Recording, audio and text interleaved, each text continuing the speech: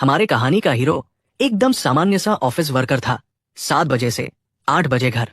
लेकिन एक दिन अचानक वो दूसरी दुनिया में पहुंच गया और एक बिगड़ा हुआ यंग मास्टर बन गया, जिसे बस खाना पीना और ऐशो आराम के अलावा कुछ आता ही नहीं था। लेकिन यही आदमी आगे चलकर उन 5 विलेंस को पालने वाला था, जो एक दिन दुनिया बर्बाद कर देंगे। मैंने ये सब इसलिए किया क्योंकि मैं अपनी शांत आरामदायक जिंदगी को टूटने नहीं देना चाहता था। मॉडर्न डे वेज स्लेव से सीधे काउंट का बेटा बन जाना, ये तो कॉस्मिक लॉटरी जीतने जैसा था। लेकिन जैसे ही मैं पहुंचा, मुझे पता चला कि मैं यहाँ की एक भी लाइन पढ़ नहीं सकता। अरे, ट्रांसमाइग्रेट होने के बाद ऑटोमेटिकली लैंग्वेज समझ तो आ ही जाती है ना। मेरे पास खड़े सर्वेंट ने धीरे से बताया कि किताब उल्टी पकड़ी है। लगता है इस बॉडी के ओरिजिनल ओनर सच में पूरी तरह निकम्मे थे। उसी रात की रॉयल डिनर ने तो मुझे खुशी के मारे चुप ही कर दिया। मेरी पिछली लाइफ के 3 दिन और 9 स्किप्ड मील्स की तुलना में ये तो स्वर्ग था। और ऊपर से एक मेड ने सोने से पहले मुझे नहलाने तक की पेशकश कर दी। इसी तरह मैं एक ऐसा यंग नोबल बन गया जो बस दिन भर खाता पीता और खेलता रहता। मुझे अभी भी नहीं पता था कि मैं असल में हूं कहाँ। तभी मुझे संभाल रही मेड बोली, यंग मास्टर, आपके ब्रदर्स कल वापस आ रहे हैं, इसलिए आज जल्दी रेस्ट कर लीजिए। मैं थोड़ा कंफ्यूज हुआ, पर वो आगे बोली, यंग मास्टर लियो और यंग मास्टर एंटोनियो टोनियो आ रहे हैं। लगता है आपको अपनी ही फ्रैटी फैमिली पहचान नहीं पड़ रही, उसने कहा। और जैसे ही मैंने वो नाम सुना, फ्रैटी फैमिली, मेरी रीढ़ में ठंडा झटका दौड़ गया। कुछ बहुत ही जाना पहचाना लगा। जितना सोचता गया उतना ये जगह परिचित लगने लगी। रुको, क्या ये साइकेडेलिया है? साइकेडेलिया? वही जॉब चेंज आरपीजी जो मैं कॉर्पोरेट ड्रोन रहते खेलता था। उस गेम में आप कोई भी राउट ले लो, स्टोरी जैसे ही 5 डेडली सिंस आते, वही खत्म, पूरी तरह विनाश। फेराटी फैमिली तो बस मेन स्टोरी शुरू होने से पहले का एक साइड क्वेस्ट नोबल हाउस था। ये समझते ही मेरे सीने में गहरी घबराहट बैठ गई। मैं आखिर क्यों ट्रांसमाइग्रेट होकर उसी पहला देश में आ गिरा जो 5 डेडली सिंस द्वारा नष्ट होने वाला था? और उससे भी बुरा, मैं क्यों एलन फेराटी बना, काउंट्स फैमिली का तीसरा बेटा? उस पल मुझे अपनी 7 to 8 वाली दुख भरी ऑफिस लाइफ भी याद आ गई। ये जानकर कि इस दुनिया में बस 10 साल की शांति बाकी है। ये 6 महीने की सैलरी न मिलने से भी ज्यादा दर्दनाक था। मैं अभी चीट स्किल्स या प्रोटैगनिस्ट पर्क्स न मिलने पर दुखी था कि अचानक एलन को स्टोरी लाइन याद आया जो 10 साल बाद घटती है। रुको, इसका मतलब मुझे फ्यूचर पता है? तो फिर मैं विनाश की वजह को शुरू होने से पहले ही खत्म कर सकता हूँ। अपनी आरामदायक एरिस्टोक्रेटिक लाइफ को बचाने के लिए मैंने तय किया कि मैं खुद ही उन 5 डेडली सिंस को सुधारूंगा। 2 महीने बाद एलन के नाइट इवान ने रिपोर्ट दी कि उसने ईस्टर्न बायोएक्स एक्सपेरिमेंट लैब के सारे ऑर्फन्स को रेस्क्यू कर लिया है और ऑर्फनेज की रिस्पॉन्सिबिलिटी एक लड़की यूशा को दे दी है। एलन ने उसकी तारीफ की। जैसा सोचा था, मेरा फैसला सही था। तुम काफी कैपेबल हो। लेकिन इवान ने सिर तिरछा कर पूछा, माय लॉर्ड, ये प्रेस था? क्योंकि आपके फेस से तो पता नहीं चल रहा। एलन हंस पड़ा। इवान, अब से तुम पर ही भरोसा है। सामान्य तौर पर तो मेरे चेहरे पर एक्सप्रेशंस दिखने चाहिए थे, पर अब मैं कोई एक्सप्रेशन कंट्रोल ही नहीं कर पा रहा था। साइकेडेलिया के गिने चुने नाइट्स में से एक, अपने वर्ड पर कायम रहने वाला इवान, एलन ने उसे मिलते ही हायर कर लिया था। फिर इवान ने अपनी चिंता जताई, माय लॉर्ड, वो रेड आपने वो यूशा नाम की लड़की को बचाने के लिए किया था, है ना? उसे समझ आ गया था कि एलन ने उसे इतनी खास अहमियत क्यों दी। एक बैटल हार्डन मर्सनरी होने के नाते इवान समझ चुका था कि वो लड़की साधारण नहीं थी। वो इतनी पावरफुल थी कि वो समझ भी नहीं पा रहा था। ये सोचकर ही हैरानी होती है कि उसके जैसी लड़की खुद को चुपचाप कैद होने दे देगी। आप उसे वापस क्यों नहीं लाए, माय लॉर्ड? इस तरह तो आपको कुछ मिलता ही नहीं, इवान ने कहा। वो गलत भी नहीं था, लेकिन ये सब एलियन की बड़ी योजना का बस एक छोटा हिस्सा था। यूजोडिया एक अजीब सी ब्लड लाइन से आती थी, मॉन्स्टर ब्लड क्लैन। उनकी ताकत दूसरे रियल्म के विचित्र बीइंग्स के साथ किए गए कॉन्ट्रैक्ट से आती थी। इतनी सारी त्रासदी झेलने के बाद वो आगे चलकर सिन ऑफ रॉथ बन जाती है, 5 डेडली सिंस में से एक, जिसके कारण लाखों लोगों की मौत होती है। अगर वो इस दुनिया में शांति से बड़ी हो पाए तो शायद वो उस विनाश का हिस्सा कभी न बनती। एलन ने शांत लेकिन भारी आवाज में कहा, अभी समय नहीं आया है। ये सुनकर इवान तंग गया। एलन ने उसे आदेश दिया कि इस बात को गुप्त रखे और यूशा को छिपकर उदारता से फंड करे। फिर उसने इवान को एक सील्ड लेटर दिया और कहा कि इसे खुद जाकर उसे सौंपे। इवान हैरान था, उसका यंग मास्टर लेटर लिख रहा है। उसने कसम खाई कि इसे हर हाल में पहुंचा देगा। एलन ने अपने नाइट को सीढ़ियों से उतरते देखा, सोचते हुए कि क्या ये योजना सच में उसकी क्रोध भरी किस्मत को शांत कर पाएगी। पर कोशिश तो बनती थी। उस लेटर में छिपा हुआ संदेश वही था जो गेम में कई बार मंत्र की तरह दोहराया जाता था। हाय आर्च बिशप ने कहा था कि वो मंत्र कर्स्ड ब्लड लाइन को शांत करने वाला सूदिंग सिगिल है। Night is purgatory, holy light grants grace, one thread of salvation returns to the lord's embrace. ये एग्जैक्ट लाइन गेम में तब आती थी जब सिन ऑफ रॉथ पहली बार प्रकट होती है, लेकिन उस समय ये मंत्र देर से आया था और असफल रहा था। अब 10 साल पहले शायद ये काम कर जाए। हल्का सा खिंचाव लेते हुए एलन ने सोचा, चलो 5 में से एक सुलझ गया, अब अगला। फिर भी एक छोटे से सिगिल से किसी मॉन्स्टर के करीब पहुंचना थोड़ा नाइव लग रहा था, लेकिन उनकी जात आउटर बीइंग्स की पूजा करती है तो उम्मीद तो है। फनैटिक्स की दुनिया में उनका लॉजिक आम लोगों की समझ से बाहर होता है। दूसरी तरफ इवान उस लड़की के सामने खड़ा हुआ तो उसकी मैजिकल प्रेशर से दब गया। वो अजीब सी बच्ची बिल्कुल भावहीन दिख रही थी। उसे देखते हुए इवान जड़ हो गया। तभी वो बोली, ये लेटर लिखने वाला एलन सही, तुम मुझे उसके पास क्यों नहीं ले गए? क्यों? उसका ऑरा इतना तीव्र था कि इवान के गले से ठंडी पसीने की बूंदें बहने लगी। ऐसी मैजिक मैनिफेस्ट करना तो बस मास्टर यही कर सकते हैं। वो घबरा गया। उसे यंग मास्टर की बात याद आई। अभी समय नहीं आया है। उसने दोहराया, अभी समय नहीं आया। यूशा ने सिर हिलाया, जैसे समझ गई हो। समझ गई, एक ऐसा वादा जो सिर्फ मास्टर जानता है। इस भावनात्मक लहर ने इवान को रिफ्लेक्स से अपनी तलवार पकड़ने पर मजबूर कर दिया। यूशा मुस्कुराई, मीठी और हल्की सी पागलपन भरी। अब समझ आई उस आदमी का मतलब क्या था। उधर एलन शाही आराम में डूबा गहरी नींद सो रहा था। अगले दिन उसने 5 डेडली सिंस में से तीसरे पर जानकारी इकट्ठा करना शुरू किया। उसी समय इवान आया और बोला, माय लॉर्ड, आपने जिसके बारे में कहा था वो दूसरा बच्चा भी मैंने रेस्क्यू कर लिया है। गुड, एलन ने पूछा। उसके साथ अच्छा बर्ताव किया? Gentle, very gentle. स्टडी के दरवाजे को किसी ने लात मारकर खोला। काउंट का दूसरा बेटा एंटोनियो अंदर आया, तिरछी मुस्कान लिए। उसने एलन पर घूरते हुए कहा, स्टार्टिंग नाउ लिटिल ब्रदर। एक निकम्मा लड़का किताबें पढ़ रहा है, तुम्हारा बड़ा भाई बात कर रहा है, जवाब दो। एलन ने मन ही मन लंबी सांस ली। ओरिजिनल ओनर आखिर कैसे इनसे बचता था? वो जवाब देना चाहता था मगर दे नहीं सकता था। वो झुककर बोला, अगर भाई को ये रूम चाहिए तो मैं निकल जाता हूं।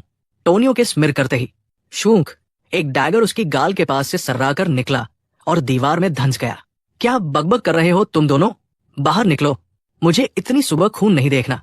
ये था बड़े बेटे लियो की आवाज। एलन तुरंत वहां से खिसक गया, जबकि दोनों भाई आमने सामने खड़े हो गए। गेम में फेराटी फैमिली बेहद ताकतवर थी, फिर भी सबसे पहले नष्ट हुई। वही 2 भाई, एक आगे चलकर बना किंग ऑफ फ्लेश, अंडरवर्ल्ड का सरदार, दूसरा बना किंग ऑफ पॉइजन, ड्रग साम्राज्य का मालिक। अपनी वर्तमान आरामदायक जिंदगी बचाए रखने के लिए एलन ने तय किया कि फिलहाल अपने भाइयों को किसी भी तरह नाराज नहीं करेगा। मुझे बस एक शांत, कमजोर, काम के लायक न होने वाले इंसान की तरह खुश रहकर जीना है। बस। अपने कमरे में लौटकर इवान ने बताया कि दूसरा बचाया गया बच्चा भी कुछ अजीब सा है। वो समझ ही नहीं पा रहा था। एक लड़का जो खुद की रक्षा भी ठीक से नहीं कर सकता, उसे दूर दराज के इलाकों, बॉलैब्स और स्लेव मार्केट्स की इतनी जानकारी कैसे है? एलन ने पूछा, तो क्या हम इस बच्चे को भी ऑर्फनेज भेज रहे हैं? इवान को पता नहीं था कि ये अजीब बच्चा यूनाइटेड किंगडम अलायंस को नष्ट करने की ताकत रखता था। ठीक वहीं स्लेव मार्केट में, जो किंगडम ऑफ कैलन के दिल में था, एलन ने अनजाने में दूसरा बॉस डेज मैकरॉन खरीद लिया था। गुलामी में बेच दिया गया, यातना झेली, बार बार खरीदा बेचा गया और अंत में वो सिन ऑफ स्लॉथ बन गया।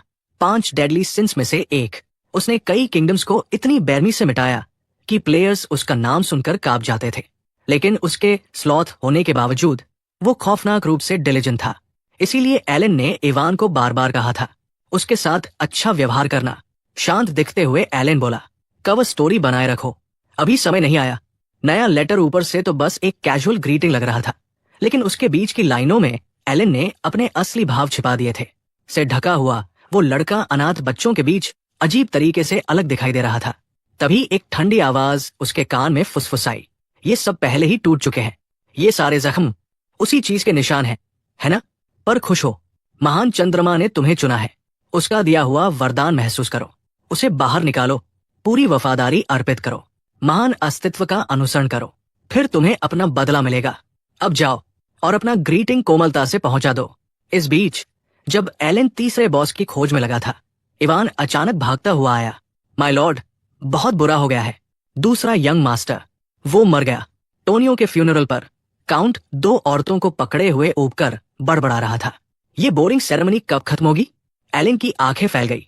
उसका पिता अपने ही बेटे के फ्यूनरल में नशे में था, औरतों के साथ। हाँ, ये दुनिया सच में डार्क फैंटेसी है, उसने सोचा। गेम की स्क्रिप्ट भी इतनी पागलपंथी नहीं थी, लेकिन टोनियो की इतनी जल्दी मौत टाइमलाइन से मेल नहीं खाती थी। कुछ बदल चुका था। गेम में टोनियो एक लंबी खूनी लड़ाई में लियो के हाथों मारा जाता है, लेकिन यहां लियो तो जैकपॉट जीतने जैसा मुस्कुरा रहा था। कातिल वही होगा या उसकी टीम में से कोई। एलन को हालांकि कोई फर्क नहीं पड़ा। वो अब बस 5 डेडली सिंस को हटाने पर ध्यान दे रहा था। 1 साल बीत गया। लियो ने ड्रग बिजनेस संभाल लिया और फेराटी हाउसहोल्ड में थोड़ी शांति आ गई। उस दौरान एलन और यूशा पेन पैल्स बन गए और धीरे धीरे उनके बीच भरोसा बढ़ने लगा। अच्छी नियत का फल हमेशा मिलता है। उसके लेटर से एलन को पता चला कि ऑर्फन बच्चे अच्छी तरह बढ़ रहे हैं। यूना हाइड एंड सीक और वॉर गेम्स में माहिर हो गई है और डेइज को पपेट शोज करना बहुत पसंद है। लेकिन नवीनतम स्पॉन्सरशिप लिस्ट देखकर एलन का माथा सिकुड़ गया। ऑर्फनेज की फंडिंग इतनी तेजी से क्यों बढ़ रही है? इवान ने खबर दी, इन्फॉर्मेशन गिल्ड को उस बच्चे का सुराग मिल गया है। एलन का दिल उछल पड़ा। आखिरकार तीसरा भी मिल गया। क्या शांत खूबसूरत रात है, उसने बड़बड़ाया। उसी समय मैल्को के ड्रग डिस्ट्रीब्यूशन हब में एक गंजे आदमी ने लियो की तारीफ की। पैसा हमेशा उधार मिलता है। हमारी ग्रुप अब 100 लोगों की हो गई है। लेकिन जब वे दोनों बेस लौटे तो अंदर लाशें बिखरी पड़ी थी। हर आदमी जैसे किसी अजीब ताकत से ग्रस्त होकर अपने शरीर में चाकू घूम रहा था, मदद के लिए चीखते हुए। पर चाहे वो कितना भी तड़पे, अंत एक ही था, मौत। तभी गली के साइड से एक हुडेड फिगर बाहर आया। आज रात की पपेट शो भी बढ़िया रही। लगता है स्पॉन्सरशिप लेजर फिर बढ़ेगा। डेइज हालांकि समझ नहीं पाया। ऐसे कचरे को मारकर उसकी सोच अभी भी पूरी तरह टूटी हुई थी। इसका क्या फायदा? इससे बदला कैसे पूरा होगा? डेइज ने बड़बड़ाया। यूशा ने जवाब दिया, हम अभी जो भी कर रहे हैं वो ग्रेट वन की वापसी की तैयारी है। जब वो लौटेंगे तो हम उन्हें इस गंदी सी जगह में थोड़े न स्वागत करेंगे। ये सब, हर काम उनकी इच्छा के लिए है। हम द ब्लू मून उनकी तलवार है। एलन और यूशा लेटर्स एक्सचेंज करते करते पूरे 2 साल बीत गए थे और उसी दौरान इवन लगातार मेहनत करता रहा बाकी सिंस को ढूंढने के लिए। पूरी तरह थकाहारा दिख रहा इवन आखिरकार घास पर गिर जाता है। तभी हमारे बॉय की मैजिक उसे थोड़ा रिवाइव कर देती है। इवन खुशखबरी देता है कि उन्होंने 5वें बच्चे को ढूंढ लिया है और उसे ऑर्फनेज भेज भी दिया है, जिससे हमारे एमसी के दिल में कुछ चुप जाता है। वो भले ही चेहरे पर न दिखाए, लेकिन बताता है कि पिछले 2 सालों में उसने बाकी 3 बच्चों को भी बचा लिया है। मतलब 5 सिंस को रेस्क्यू कर लिया है। इवन की मेहनत का जश्न मनाने के लिए वो उसे केक वगैरह खिलाता है और ये भी बताता है कि सिन ऑफ ग्रीड, तीसरे बच्चे को ढूंढना थोड़ा मुश्किल था। इवन से एक्स्ट्रा आवर्स लगवाकर, उसके गेम नॉलेज का पूरा फायदा उठाकर आखिर सब सही हो गया। वो इवन की तारीफ करता है कि उसने बढ़िया काम किया। अब जब पूरा मिशन खत्म हो चुका है तो वो आखिर थोड़ा सांस ले सकता है। इवन पूछता है कि क्या इसका मतलब ऑर्फनेज की सारी ड्यूटीज भी खत्म हो गई? एमसी इसे कंफर्म करता है। इवन राहत की सांस लेता है, लेकिन फिर पूछता है कि एमसी इतना खुश क्यों नहीं दिख रहा। हमारा बॉय कहता है कि वो बहुत खुश है, लेकिन इवन बोल देता है कि उसके चेहरे से तो बिल्कुल नहीं लगता। एमसी खुद को डिफेंड करते हुए कहता है कि वो अभी मुस्कुरा रहा है। क्लोजअप में उसका मुंह दिखाते हैं और भाई, वो मुस्कान तो बिल्कुल भी नहीं है, स्मर्क भी नहीं। लेकिन इवन जो इस आदत से वाकिफ है, बस चुपचाप मान लेता है।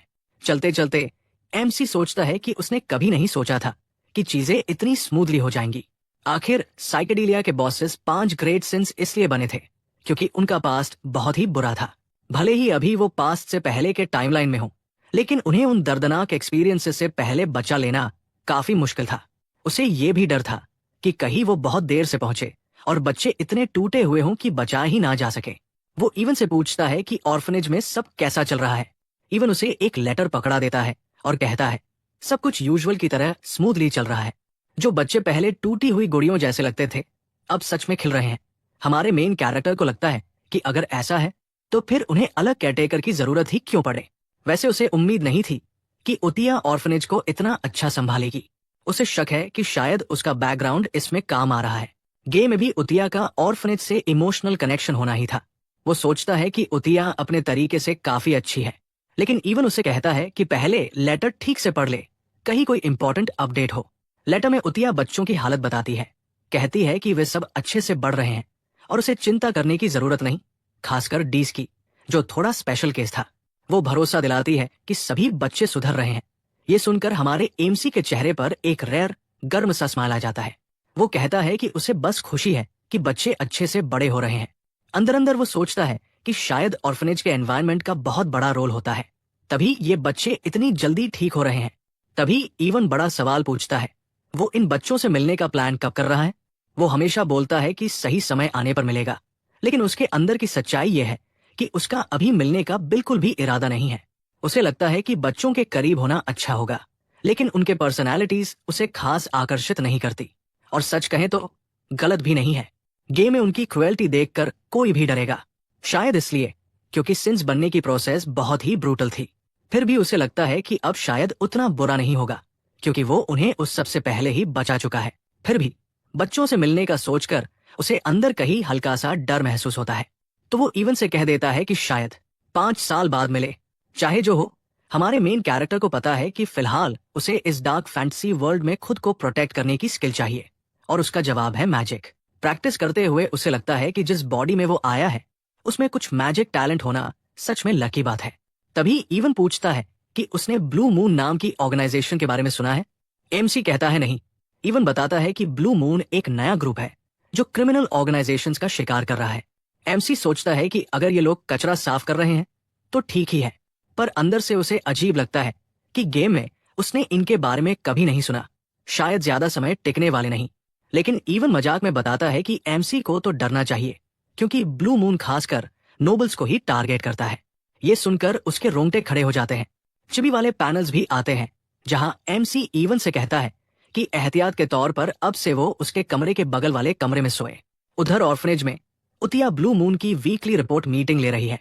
सिन ऑफ प्राइड सोल रैंग रिपोर्ट करती है कि उसने सभी स्लेव ट्रेडर्स के सिर उड़ा दिए।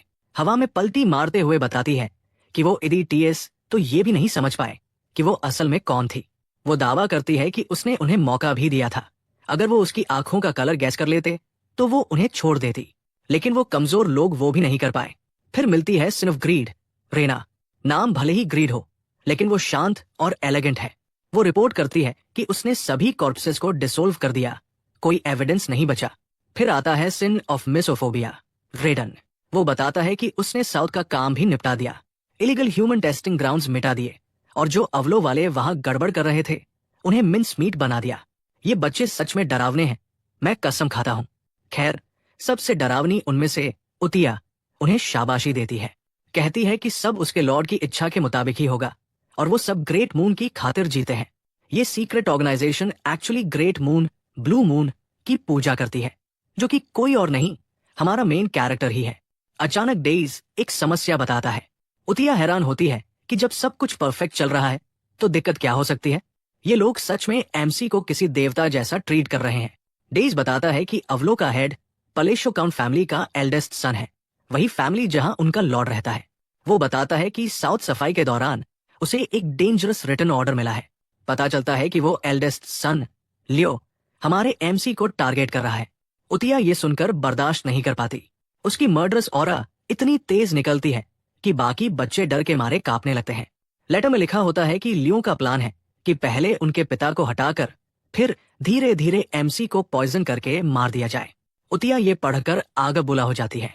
2 साल बाद एमसी के पिता काउंट पेल्थ की मौत हो चुकी है, और हमेशा की तरह फ्यूनरल भी तुरंत कर दिया गया।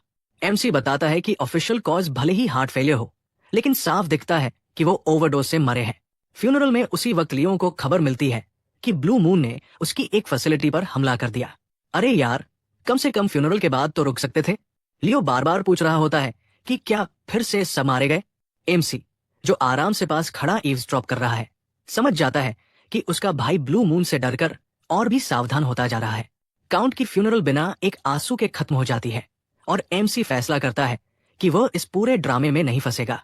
वो धीरे से निकल लेता है, और तभी लियो की तरफ से उसे एक प्लानिंग जैसा ग्लेयर मिलता है। जब इवन पूछता है कि अब एमसी क्या करने वाला है, क्योंकि उसका घटिया भाई तो नए काउंट बनने की तैयारी में है, तो एमसी पहले से ही एक कदम आगे होता है। वो अपना सामान पैक कर रहा होता है, और इवन से भी बोरी बिस्तर बांधने को कहता है। प्लान, इस गड़बड़ झाले से भाग जाना।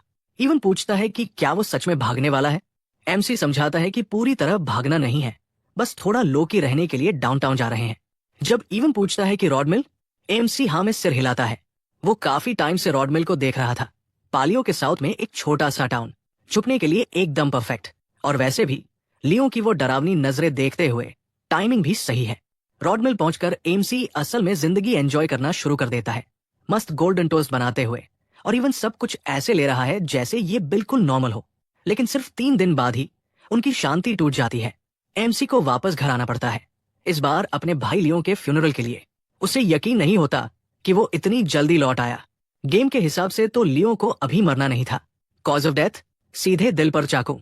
एमसी सोच में पड़ जाता है, ये किया किसने? वो एक सर्वेंट से डिटेल्स पूछने की कोशिश करता है, लेकिन सर्वेंट ऐसे चीखता है जैसे अभी मरने वाला हो। और बाकी सारे सर्वेंट्स भी अजीब बर्ताव कर रहे हैं।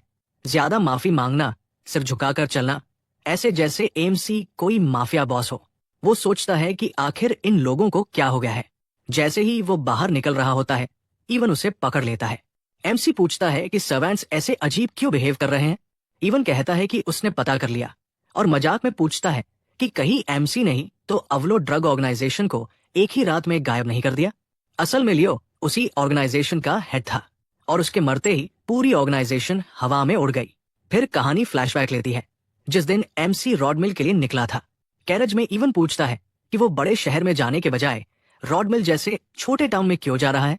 एमसी बताता है कि उसके लिए शहर कोई ऑप्शन नहीं, रॉड मिल ही उसका अल्टीमेट डेस्टिनेशन है, उसके सारे प्लान्स का एंड गेम। उसका मिशन सीधा है, 5 ग्रेट सिंस को उनके दुखद फ्यूचर से बचाना, ताकि दुनिया बर्बाद न हो। और वैसे भी रॉड मिल ओरिजिनल स्टोरी में आता नहीं, और ऊपर से वहां एक विला भी है। विला मतलब अलग एस्टेट, एकदम परफेक्ट हाइड आउट ऐसे नोबल के लिए जो चिल करना चाहता हो और दिन भर कुछ ना करे। सच बोलूं तो ये सपना मेरा भी है। एमसी इवन को यही सब समझाते हुए थोड़ा सीरियस टोन में बोलता है कि उसकी हर मूव के पीछे एक पर्पस है। लेकिन इवन अब उसकी बातें पकड़ने लगा है। वो बोलता है कि एमसी हमेशा यही लाइंस मारता है जब वो असली जवाब से बचना चाहता है। अब तुम्हारा ये झूठ मुझ पर नहीं चलेगा, वो कहता है। एमसी थोड़ा शॉक्ड है कि इवन उसकी छोटी मोटी चालें समझने लगा है। इसी बीच दूसरी तरफ लियो, जो एमसी को जाते हुए देख रहा होता है, सोचता है कि उसे एमसी को मारना चाहिए या नहीं। उसके हिसाब से एमसी जिए या मरे फर्क नहीं पड़ता। वो तो पहले ही उसे पॉइजन करने वाला था। लेकिन अब जब एमसी बॉर्डर की तरफ जा रहा है, उसे लगता है कि अब ऐसा करने की जरूरत नहीं। फिर भी जाने क्यों उसे खत्म करने की इच्छा हो रही है। वो अपने आदमी अल्मान को कैरेज के पीछे भेजने को कहता है। अल्मान पूछता है, क्या इसका मतलब है कि उसे एमसी को मारना है? ये सुनकर लियो हैरान रह जाता है। अल्मान ने कभी उसके ऑर्डर्स पर सवाल नहीं किया, जो कहा जाता था बस करता था। आज उसका यूं पूछना अजीब है। लियो उसे याद दिलाता है कि उसका काम है बिना सवाल किए ओबे करना। लेकिन लियो अपनी बात पूरी कर पाता उससे पहले ही अल्मान उस पर झपट पड़ता है और सीधा उसके दिल में चाकू घूम देता है। लियो सदमे में चीख उठता है कि एलमंड ने उसे विश्वासघात क्यों किया। लेकिन अल्मान बेहद शांत होकर कहता है कि उसे वोर खेलना पसंद है। जल्दी ही पता चलता है कि अल्मान असल में ब्लू मून ऑर्गेनाइजेशन का हिस्सा है और उसका असली नाम हिडन है। वो समझाता है कि ब्लू मून ने उन्हें एक खास क्रीड सिखाया है, क्योंकि ब्लू मून बेसिकली आरएमसी की स्वॉर्ड है, इसलिए उसका काम है उसके लॉर्ड के इशारे पर चलना। लेकिन अगर कोई भी ग्रेट ब्लू मून यानी आरएमसी को खतरा पहुंचाने की कोशिश करे तो उन पर रोक नहीं होती। वो चाहे तो खुद ही खतरा मिटा सकते हैं। हिडन बताता है कि वो 2 साल से इंतजार कर रहा था कि लियो ये ऑर्डर दे दे कि उनके लॉर्ड को मार दो, और हैरानी है कि उसे इतना वक्त लगा। लियो कहता है कि उसके मरते ही उसके बाकी आदमियों हिडन को जिंदा नहीं छोड़ेंगे। लेकिन हिडन जवाब देता है कि लियो की मौत के साथ ही पूरी अवलो ऑर्गेनाइजेशन महाद्वीप से ऐसे मिट जाएगी जैसे कभी थी नहीं। लियो के लाइफलेस बॉडी को देखकर हिडन बस इतना ही कहता है कि कितना अफसोस है। अगर लियो अपनी मास्टर को मारने की कोशिश ना करता तो शायद कुछ महीने, शायद कुछ साल और जी लेता। प्रेजेंट में एमसी रॉड मिल में अपने सपनों की जिंदगी जी रहा है। जब मन चाहे उठना, इवन के साथ स्वादिष्ट खाना खाना, एकदम चिल नोबल लाइफ। लेकिन किस्मत को कुछ और ही मंजूर था। उसे एक लेटर मिलता है। लेटर में उससे कहा जाता है कि अब उसे फैमिली का नया हेड बनना होगा। बस इसी के साथ उसकी बेफिक्र जिंदगी 4 दिन में खत्म और उसे वापस पलाशिया एस्टेट लौटना पड़ता है। लेकिन वहां पहुंचते ही उसे कुछ गड़बड़ लगती है। मेड्स और बाकी स्टाफ अजीब तरह से व्यवहार कर रहे हैं। वो सोचता है कि आखिर ये लोग ऐसे क्यों बिहेव कर रहे हैं। तभी इवन चुटकी लेते हुए पूछता है कि ये शैडो लीडर बनने की कला कब सीखी उसने। एमसी हैरान। तभी उसे अचानक समझ आता है कि ये सब गड़बड़ उसके भाई की मिस्टीरियस मौत की वजह से हुए गलतफहमियों का नतीजा है। ड्रामा मोड ऑन करके वो इवन से रोते हुए पूछता है कि आखिर वो विलन जैसा क्यों दिखाई दे रहा है। इवन समझाता है कि लोग उसे इसलिए शक कर रहे हैं क्योंकि इस पूरी घटना से फायदा सबसे ज्यादा एमसी को ही हुआ है। जैसे ही एमसी एस्टेट से निकला, लियो मर गया और अब एमसी के पास परफेक्ट एलिबाई है नए काउंट बनने का। एमसी समझता है कि उससे इस सारे गड़बड़ झाले से दूर भागने की कोशिश उल्टी पड़ गई और अब वो और बड़े पचड़े में फंस गया है। वो फ्रस्ट्रेट हो जाता है। इवन उसे दिलासा देता है कि अब जब अवलो ड्रग ऑर्गेनाइजेशन खत्म हो गई और लियो भी गया तो एमसी को आगे किसी चीज से डरने की जरूरत नहीं। इवन हंसते हुए जोड़ता है कि संक्षेप में एमसी अब काउंटी का नया शैडो लीडर है जिसने सपोजली एक स्वॉर्ड मास्टर की हत्या का प्लान बनाया था। लियो भले ही घटिया आदमी था लेकिन दुनिया उसे स्वॉर्ड मास्टर मानती थी। एमसी सोच में पड़ जाता है कि वो शुरुआत कहाँ से करे। उसे समझ ही नहीं आता कौन सी ऑर्गेनाइजेशन इतनी तेजी से अंडरवर्ल्ड के बड़े नाम को मिटा सकती है। वो इवन से पूछता है कि वो कौन सा ग्रुप था जो बाकी ऑर्गेनाइजेशंस को हंट करता है। इवन पूछता है ब्लू मून। एमसी सोचता है कि क्या ब्लू मून ही उसके भाई को मारने और अवलों को मिटाने के पीछे है, लेकिन इवन तुरंत साफ कर देता है इंफॉर्मेशन गिल्ड के हिसाब से ब्लू मून इसका रिस्पॉन्सिबल नहीं। ब्लू मून बॉडीज नहीं छोड़ता, वो मून पर निशान छोड़ता है, यही उनकी पहचान है। लेकिन अफवाह ये है कि अवलों के सारे मेंबर्स के दिल में तलवार घूमकर ही उनका अंत किया गया था। इवन मजाक उड़ाते हुए एमसी से कहता है कि लगता है जहन्नुम का रास्ता खुल गया है। जोक्स एक तरफ, एमसी अपने गेम नॉलेज को याद करते हुए सोचता है कि गेम में तो ब्लू मून नाम की कोई ऑर्गेनाइजेशन थी नहीं, तो इसका मतलब ये सब उन्होंने नहीं किया। लेकिन अगर वो नहीं तो फिर किया किसने। जैसे ही वो ये जोड़ने की कोशिश करता है, सीन ऑर्फनेज शिफ्ट हो जाता है जहां युतिया बाकी ग्रेट सिंस के साथ मीटिंग कर रही है। वो पूछती है कि सब कुछ स्मूथ रहा। रेना, सिन ऑफ ग्रीड, कहती है हाँ, उसने कोई ट्रेस नहीं छोड़ा। सुरंग, सिन ऑफ प्राइड, जोड़ती है कि उसके हिस्से में तो कोई जिंदा ही नहीं बचा, बस लाशें ही लाशें। डीस इठलाते हुए बोलता है कि उसने अवलो के सारे 486 सोल्जर्स को उड़ा दिया। उसकी मैजिक बटरफ्लाई जैसी खूबसूरत है, बस जाल में फंसी हुई। फिर रोडो, सिन ऑफ मिसोफोबिया, बताता है कि उसने भी सारे बैड गाइज को आधा आधा काट दिया। उतिया उन्हें शाबाशी देती है लेकिन वो खुद भी काफी डरावनी चाइल्ड है। नॉवल में तो ये अफवाह है कि वो असल में 1000 साल पुरानी है, लेकिन कौन जाने। और उसी तरह अवलो, दुनिया की सबसे बड़ी ड्रग ऑर्गेनाइजेशन जिसने एस्टीरिया किंगडम को तकलीफ पहुंचाई थी, सिर्फ 5 दिनों में गायब हो गई। लेकिन अचानक रोडो कहता है कि क्लीन अप परफेक्ट नहीं हुआ। उतिया पूछती है कैसे। रोडो बताता है कि उससे कुछ दस्तावेज मिले नोबल से जुड़े हुए, खासकर एल्टिया डॉक्टम के बारे में, जिनके संबंध अवलो से गहरे हैं। ये सुनकर उतिया की मैजिक भड़कने लगती है। वो बाकी को बताती है कि उन्हें पता है वो क्या कहने वाली है, उन्हें भी मिटा देना है। रोडो वादा करता है कि वो ये काम चुपचाप करेगा। इसके बाद ओडेसाई पूछती है कि इंफॉर्मेशन गिल्ड साफ है, कोई अवलो से लिंक तो नहीं। रेना कहती है कि हाँ, गिल्ड वाली बात अलग से हैंडल की जा रही है, ब्लू मून वाली इश्यू से अलग। देजी बोलता है कि सारे गिल्ड्स एक जैसे हैं, स्वॉर्ड मास्टर द्वारा गढ़ी गई नरक की तलवार जैसे। रेना तब पूछती है क्या उसे हमारे एमसी की मूवमेंट्स पर नजर रखनी चाहिए। यूडिकाय हाँ कहती है और जोर देकर बोलती है कि ये पूरा मामला उस व्यक्ति तक नहीं जाना चाहिए। वो कहती है कि वो ये बात कई बार बता चुकी है, सबको याद रहनी चाहिए। उस व्यक्ति यानी हमारा एमसी।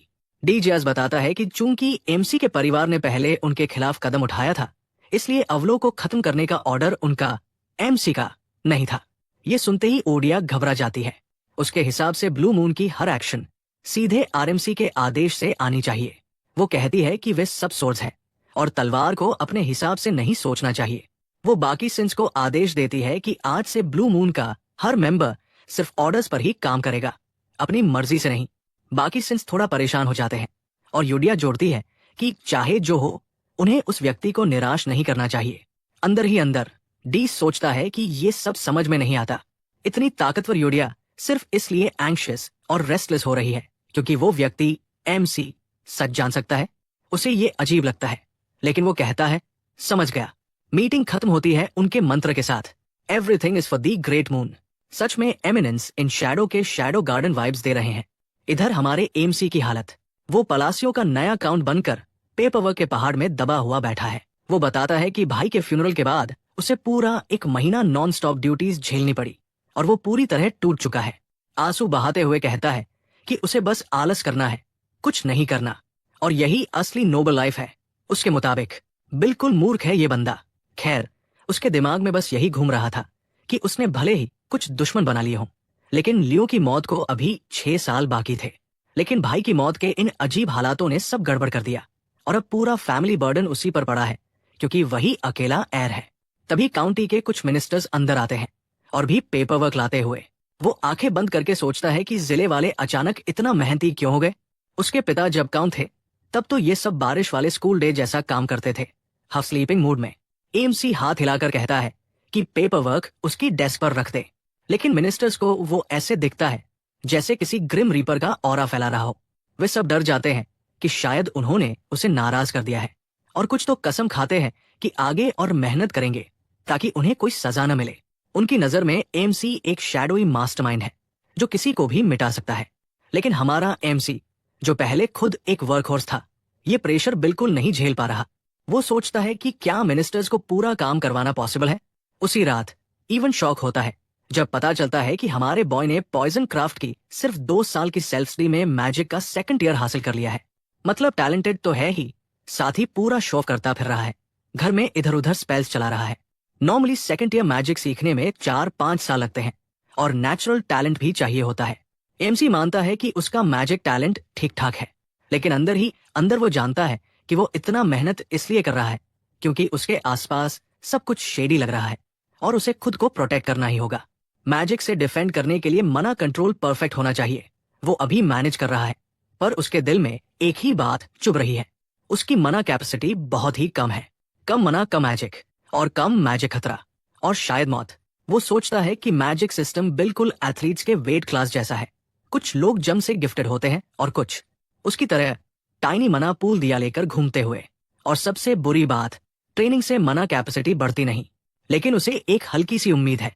अगर सब फेल हो जाए तो उसे पता है इसे कैसे ठीक करना है। तभी इवन उसकी सोच तोड़ता है, बताता है कि उसकी बॉल इनविटेशन आ गई है। एमसी कंफ्यूज हो जाता है, कौन सी बॉल? कुछ दिन बाद दी ग्रैंड बॉल। हमारा एमसी शाही चमकदार अटायर में एंट्रेंस करता है, फिट एकदम टॉप टियर। लेकिन इंट्रोवर्ट होने के नाते वो कहता है कि आ गया बस, और मैं ऑलरेडी थक गया। ये बॉल सदर्न एस्टीरिया किंगडम की टिपिकल नोबल गैदरिंग है। नए काउंट बनने से पहले नोबल्स से मिलना जुलना जरूरी है, सो उसे आना ही था। वो सीरियस होकर सोचता है कि ये उसका मौका है नोबल कनेक्शंस बनाने का, ताकि वो आगे चलकर पीसफुल लाइफ जी सके। लेकिन जल्दी ही उसे एहसास होता है कि कनेक्शंस बनाना तो दूर, सब उससे डरकर भाग रहे हैं। कोई भी उसके पास रुकने की हिम्मत नहीं कर रहा। वो दूसरों को हाथ हिलाकर बुलाने की कोशिश भी करता है, पर लोग सच लिटरल में भाग जाते हैं। इवन उसकी हिम्मत बढ़ाने की कोशिश करता है, कहता है उदास मत हो। लेकिन हमारा बंदा कहता है मैं बिल्कुल अपसेट नहीं हूं, जबकि उसके चेहरे पर 0 एक्सप्रेशन है। वो इवन से कहता है कि उसे पहले से पता था कि लोग यही रिएक्शन देंगे, और फिर अकेले ही और कोशिश करने की कसम खाता हुआ आगे बढ़ जाता है। लेकिन हमारा एमसी असल में पूरे हालात को गलत समझ रहा है। उसे लगता है कि बाकी नोबल्स उसे इसलिए अवॉइड कर रहे हैं क्योंकि वो लो क्लास नोबल है और उसके पास कोई बैकिंग नहीं, और पूरी तरह गलत भी नहीं। पलासियो हाउस होल्ड की हालत ही ऐसी है, खासकर उसके 2 बड़े भाइयों की वजह से। वाइन ग्लास उठाते हुए वो खुद को याद दिलाता है कि वो यहाँ बिना प्लान के नहीं आया। ये उसका समय है अपने सीक्रेट सोशल स्किल्स खोलने का। वो वाइन के अरोमा पर लाउड कमेंट्री शुरू करता है ताकि कोई बात शुरू करे, लेकिन उसके मिस्टेरियस नो एक्सप्रेशन वाले चेहरे की वजह से उसका स्माइल भी विलेनस लगता है। वो एक लेडी से कहता है कि उसे ये वाइन बहुत पसंद आई और वो कुछ बॉटल्स घर ले जाना चाहेगा। उसके दिमाग में परफेक्ट स्माइल, उस लेडी की नजर में full power demon king. Lady डर के कहती है कि वो अभी जाकर अपने फादर से कहलवाएगी कि वो बॉटल्स तैयार रखें, और लिटरली भाग जाती है। बाकी नोबल्स को ऐसा लगता है जैसे एमसी ने उस पुअर लेडी को ब्लैकमेल किया हो और उससे लिमिटेड एडिशन रीजनल वाइन जबरदस्ती ले ली हो। पूरा माहौल गड़बड़ हो चुका है। इवन उसे दिलासा देता रहता है, और हमारा एमसी इंसिस्ट करता है नहीं नहीं, वो बस शर्मा गई थी। बाद में वो कॉर्नर में डिप्रेस्ड बैठा मिलता है, और इवन मस्त खाना खाता हुआ उसे चिढ़ा रहा है कि उसकी गिफ्ट्स की लिस्ट काफी लंबी हो गई है। दरअसल वाइन वाला सीन अकेला नहीं था। हर बार जब एमसी किसी नोबल से बात करता है, लोग समझते हैं कि वो उन्हें धमका रहा है, और वो उसे चीजें थमा देते हैं जैसे पेंसिया, सिट्रस टी और न जाने क्या क्या। एमसी सोचता है कि पलासियों की बदनामी शायद उससे कहीं ज्यादा है जितना उसने सोचा था। उसके बारे में ये भी रूमर फैल चुकी है कि उसने अपने दोनों भाइयों को मार डाला, तो लोग स्वाभाविक रूप से उससे डर रहे हैं। थक्कर वो इवन से कहता है कि उसे फ्रेश एयर चाहिए। बाहर जाते हुए उसकी नजर एक रेड हेड ब्यूटी पर पड़ती है और वो सोचने लगता है कि उसकी जिंदगी आखिर कहाँ गलत हुई। तभी पीछे से एक नरम सी आवाज आती है, एक्सक्यूज मी, क्या आपके पास एक मिनट है? वो मुड़कर देखता है, कोई नहीं। नीचे देखता है और वहां एक प्यारी सी लड़की खड़ी है जो खुद को परिचित कराती है, लॉरिया, ड्यूक एल्टिया की तीसरी बेटी। एल्टिया नाम सुनते ही एमसी रिकॉग्नाइज कर लेता है। गेम में एल्टिया फैमिली नॉर्दर्न ट्रबल मेकर्स नाम के 3 बड़े शैडो प्लेयर्स में से एक थी। ये जानकर उसे थोड़ी चुभन होती है क्योंकि उसे आशा थी कि कोई नॉर्मल इंसान उससे बात करने आया है। वो सोचता है कि गेम में ये लड़की क्यों नहीं दिखी, शायद क्योंकि वो पहले ही मर चुकी थी और स्टोरी में आने का मौका ही नहीं मिला। लॉरिया सीधी बात करती है। वो उससे प्रोटेक्शन मांगती है क्योंकि जल्द ही उसकी असैसिनेशन होने वाली है। लॉरिया बताती है कि वो भारी मुसीबत में है और एमसी की मदद चाहती है, लेकिन एमसी उसे देखकर थोड़ा अनश्योर हो जाता है। लॉरिया अपने हालात बताती है। वो अपने पिता की मिस्ट्रेस के संरक्षण में रह रही थी, लेकिन अब उसके पिता की तबीयत खराब है और उसे डर है कि उसकी बड़ी बहनें उसे हटाने की कोशिश करेंगी। एमसी को तुरंत अपने पुराने दिनों की याद आती है, अपने 2 भाइयों के साथ हुए सारे ड्रामे की। वो लड़की को देखते हुए सोचता है, गेम में उसे याद ना आने की वजह यही है, वो शायद इतनी जल्दी ही मर गई थी। लॉरिया जितनी क्यूट लग रही है, इतनी ही ईमानदारी से उससे हेल्प मांगती है। वो कहती है कि उसकी एबिलिटीज से लॉरिया की जिंदगी बच सकती है। हमारा एमसी लॉरिया को साफ मना कर देता है। लॉरिया कहती है कि वो खाली हाथ मदद नहीं मांग रही, अगर वो उसे बचा ले तो वो अल्टिया फैमिली की आधी दौलत उसके साथ बांट देगी। फिर भी हमारा एमसी उसे छोड़कर चला जाता है, दिल में हल्की सी सिंपैथी लिए हुए। अंदर से उसे पता है कि वो खुद की मैजिक ठीक से संभाल नहीं पाता, तो लॉरिया को झूठी उम्मीद देना गलत होगा। वो सच में मदद करना चाहता है, लेकिन वो ऑल पावरफुल फिगर नहीं है जैसा लोग समझते हैं। पार्टी हॉल में लौटते हुए लॉरिया की उदास आंखें उसके दिमाग से नहीं निकलती। उसे गिल्ट महसूस होता है। अंदर जाने से पहले वो बस मन ही मन उसकी किस्मत अच्छी होने की दुआ करता है। उधर दूसरी तरफ डीज और रेन दूर से ये सब देखते हुए सोच रहे हैं कि अब क्या करें, क्योंकि अल्टिया फैमिली का एक मेंबर उनके मास्टर से खुद मिलने आया है। डी सोचता है कि क्या उसे ये बात रेड मून, उतिया का कोड नेम, को रिपोर्ट करनी चाहिए, लेकिन रेन कहती है कि घबराने की जरूरत नहीं। उनकी इंटेल के मुताबिक लॉरिया अल्टिया फैमिली की एकमात्र सदस्य है जिसका अवलो से कोई लेना देना नहीं, मतलब वो सेफ है, क्योंकि रोडो, सिन ऑफ मिसोफोबिया, बाकी पूरे अल्टिया हाउसहोल्ड को खत्म करने निकल गया है। अल्टिया परिवार बाकी सब मेंबर्स को रेड मून के आदेश पर वाइप किया जाना है। रेन आगे कहती है कि उनकी मेन प्रायोरिटी है अपने मास्टर एमसी को अवलो वाली किसी भी घटना की भनक तक न लगने देना। उधर हमारा क्लूलेस एमसी सोचता है कि सब उससे दूर क्यों भाग रहे हैं, क्या उसके आसपास कोई अदृश्य दीवार है। तभी वही लाल बालों वाली महिला उसके पास आती है और उसे सच में थोड़ा अंदरूनी स्माइल महसूस होता है। वाह, किसी ने मुझे नोटिस किया। वो सोचता है कि शायद इस बार वो सोशलाइजिंग में सफल हो जाए, लेकिन जैसे ही वो पलटता है उसे एहसास होता है कि ये महिला कोई नॉर्मल नोबल नहीं, ये भी एक शैडो प्लेयर है। चेहरा देखते ही उसे गेम की याद आती है और समझ जाता है कि कोई नॉर्मल इंसान उससे पहले बात करने नहीं आता जब तक कि वो परेशानी लेकर ना आए। वो उसे ग्रीट करते हुए कहता है, लेडी जेनोनिया, जिस पर वो हैरान रह जाती है, तुम्हें मेरा नाम कैसे पता? एमसी बताता है कि वो काफी फेमस है। एस्टीरिया किंगडम में 3 बड़ी शैडो प्लेयर फैमिलीज है, नॉर्थ में अल्टिया, ईस्ट में पड़ियो और वेस्ट में जेनोनिया। ये स्टनिंग कर्वी महिला है काउंट जेनोनिया की एल्डेस्ट डॉटर क्लाया। वो पूछती है कि क्या वो सच में इतनी मशहूर है। एमसी एक्सप्लेन्स करता है कि जहां कल्लाया पड़ियो एक गैंग चलाती है, वही जेनोनिया फैमिली एक स्मार्ट क्रिमिनल सिंडिकेट की तरह ऑपरेट करती है। इसके बारे में सोचकर ही एमसी कांप जाता है। एमसी के मन में एक ही गोल है, उसे पीसफुल नोबल लाइफ जीनी है। इसके लिए उसे ऐसी खूबसूरत मुसीबतों से दूर ही रहना होगा। वो झुककर उसकी तारीफ करता है जैसे गुड बाय कह रहा हो, लेकिन क्लाया उसे रोक लेती है, कहती है कि उसे उससे कुछ बात करनी है। एमसी पोलाइटली कहता है कि उसे भी अच्छा लगेगा, लेकिन अभी बहुत लोग देख रहे हैं। असल में वो चाहता है कि वो जल्दी से चली जाए। वो मुस्कुराकर कहती है, तुम बिल्कुल वैसे ही हो जैसे अफवाहें कहती है, और फिर जोड़ती है, हम फिर मिलेंगे, और चल देती है, एमसी को पूरी तरह कंफ्यूज छोड़कर। एमसी सोचता है कि ये कौन सा कोड था, लेकिन फिर सिर झटक देता है। उधर रेन और डीज दूर से यही देख रहे होते हैं और खुश है कि उनका मिशन एमसी को सच्चाई से दूर रखना अभी तक स्मूथली चल रहा है। लेकिन डीज एक समस्या की ओर इशारा करता है। वो खिड़की से बाहर देख रहे होते हैं जहां हमारा एमसी खड़ा है और उन्हें कोई दिखता है जो काफी देर से एमसी का पीछा कर रहा है। दोनों तुरंत बाहर निकल जाते हैं उस खतरे को निपटाने। अगले दिन हमारा एमसी और इवन एक जंगल में पहुंचते हैं। इवन पूछता है, क्या तुम पक्का हो कि यही वो कैनियन है जिसे तुम ढूंढ रहे थे? दोपहर है, सूरज चमक रहा है, पर कैनियन के अंदर अजीब सी अंधेरा। लेकिन हमारा एमसी किसी चीज पर ध्यान नहीं दे रहा। वो तो एक्साइटेड है क्योंकि आखिरकार उसे वो मिल गया जिसकी उसे सच में तलाश थी। अंदर जाते हुए वो मजाक करता है कि अगर ये जगह भी पहले वाले जगहों की तरह खाली निकली तो शायद वो सच में रो देगा। लेकिन जैसे ही वो दीवारों पर बने सिंबल्स को देखता है उसका चेहरा चमक उठता है। यही असली जगह है। गेम में इसे ढूंढना तो बहुत आसान था, पर असलियत में यही वो कारण है जिसके लिए वो बॉल के बहाने साउथ तक आया। ये है लैबिरिंथ ऑफ विस्पर्स। इसके 8 रूम्स की रिडल्स सॉल्व करो और रिवॉर्ड में मिलता है एक पावरफुल आर्टिफैक्ट, ठीक वही चीज जिसकी उसे जरूरत है। एमसी दावा करता है कि उसने गेम में इस लैबिरिंथ की हर रिडल, हर राउट, सब कुछ याद कर रखा है। आखिर वो एक विशाल दरवाजे तक पहुंचता है और उसे देखते ही कहता है कि असल में ये एंट्रेंस गेम से कहीं ज्यादा खूबसूरत और असली लग रही है। गेम में उसने इसे काउंटलेस बार टैकल किया था। इवन पूछता है कि उसे ऐसी जगह के बारे में पता कैसे चला। एमसी बिना सोचे बोल देता है, मैं यहाँ कई बार आ चुका हूँ। इवन हैरान, क्या? एमसी तुरंत संभलता है, जो कर रहा था। चलो अंदर।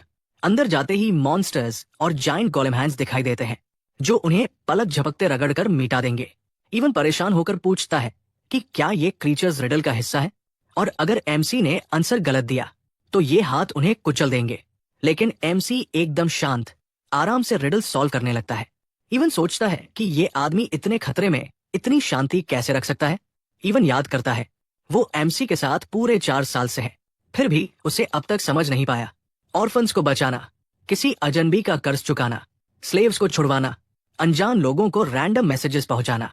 इवन की नजर में एमसी पूरा वेयर्डो है, फिर भी उसे रिडल्स इतनी आसानी से सॉल्व करते देख इवन सोचता है ये कैसे पॉसिबल है।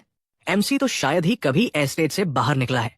लेकिन आखिरकार इवन मानता है कि वो एमसी के पीछे इसलिए चला क्योंकि उसकी हर कार्रवाई आखिर में किसी अच्छी चीज में बदल जाती है। आखिर वो लैबिरिंथ के अंदर पहुंच जाते हैं और एमसी को अचानक गेम के ग्रूसम विजुअल्स याद आ जाते हैं। वो थोड़ा घबराता है, फिर उनकी नजर पड़ती है एक लाविश रूम पर जो खजाने, गोल्ड और शाइनी आइटम से भरा है। लेकिन एमसी सीधा एक हैंड स्टैचू की तरफ जाता है जिसकी उंगलियों में कई रिंग्स है। वो कहता है कि उनका गोल है ब्लैक रिंग और उन्हें इसे लेकर तुरंत निकलना चाहिए। इवन, जो अपनी पॉकेट्स में गोल्ड भरने में व्यस्त है, पूछता है कि इस बेकार सी दिखने वाली ब्लैक रिंग में ऐसा क्या खास है। एमसी गंभीरता से बताता है कि बाकी कुछ भी लेने पर फ्यूचर में मुसीबत खड़ी हो जाएगी। असल में उसे फाइनली वो रिंग मिल गई है जिसमें ओथ ऑफ रेस्ट्रेंट सील्ड है। बाहर निकलते हुए एमसी काफी खुश है कि गेम नॉलेज ने काम कर दिया और काम एकदम स्मूथ रहा। लेकिन तभी इवन को एक बैड फीलिंग होती है। वो बताता है कि कैनियन के एंट्रेंस के पास जो रॉक पाइल्स थे दरअसल वे गोलेम्स थे और अब वे जागना शुरू कर रहे हैं। इवन तुरंत फाइट मोड में आ जाता है, पूरी तरह टेंस। उसके लिए ये अननोन मॉन्स्टर्स है और ये पूरी सिचुएशन एक नाइटमेयर से कम नहीं। इवन सोचता है कि अगर वो अपने यंग मास्टर को सुरक्षित बाहर निकाल पाए तो अपनी जान देना भी मंजूर है। लेकिन तभी हमारा एमसी आगे बढ़ता है। इवन को रोकते हुए कहता है, पीछे हटो, इन गोलेम्स को मैं संभाल लूंगा। गोलेम्स हमला करने ही वाले होते हैं। इवन घबराकर कहता है कि पहले एस्केप राउट ढूंढना चाहिए। वो चिल्लाता है कि एमसी का सेकंड ईयर मैजिक इन पर नहीं चलेगा। लेकिन एमसी एकदम शांत, कॉन्फिडेंट खड़ा रहता है और ओथ ऑफ रेस्ट्रेंट को इन्वोक करता है। ब्लैक रिंग एक्टिवेट होते ही समय जैसे धीमा पड़ जाता है। अगले ही पल वो खुद को एक अलग डायमेंशन में पाता है। एक गूंजती हुई आवाज खुद को इंट्रोड्यूस करती है। वो नसिला की महान इच्छा का एक अंश है। वो एमसी को आदेश देती है कि वो 2 रिस्ट्रिक्शंस बताए जो वो खुद पर लगाना चाहता है। ये पल काफी इंटेंस है। गेम में तो ये बस एक चॉइस विंडो था, लेकिन अब ये अजीब कॉस्मिक अंधेरा और उसमें एक विशाल चेहरा, ये सब काफी ओवरवेलमिंग है।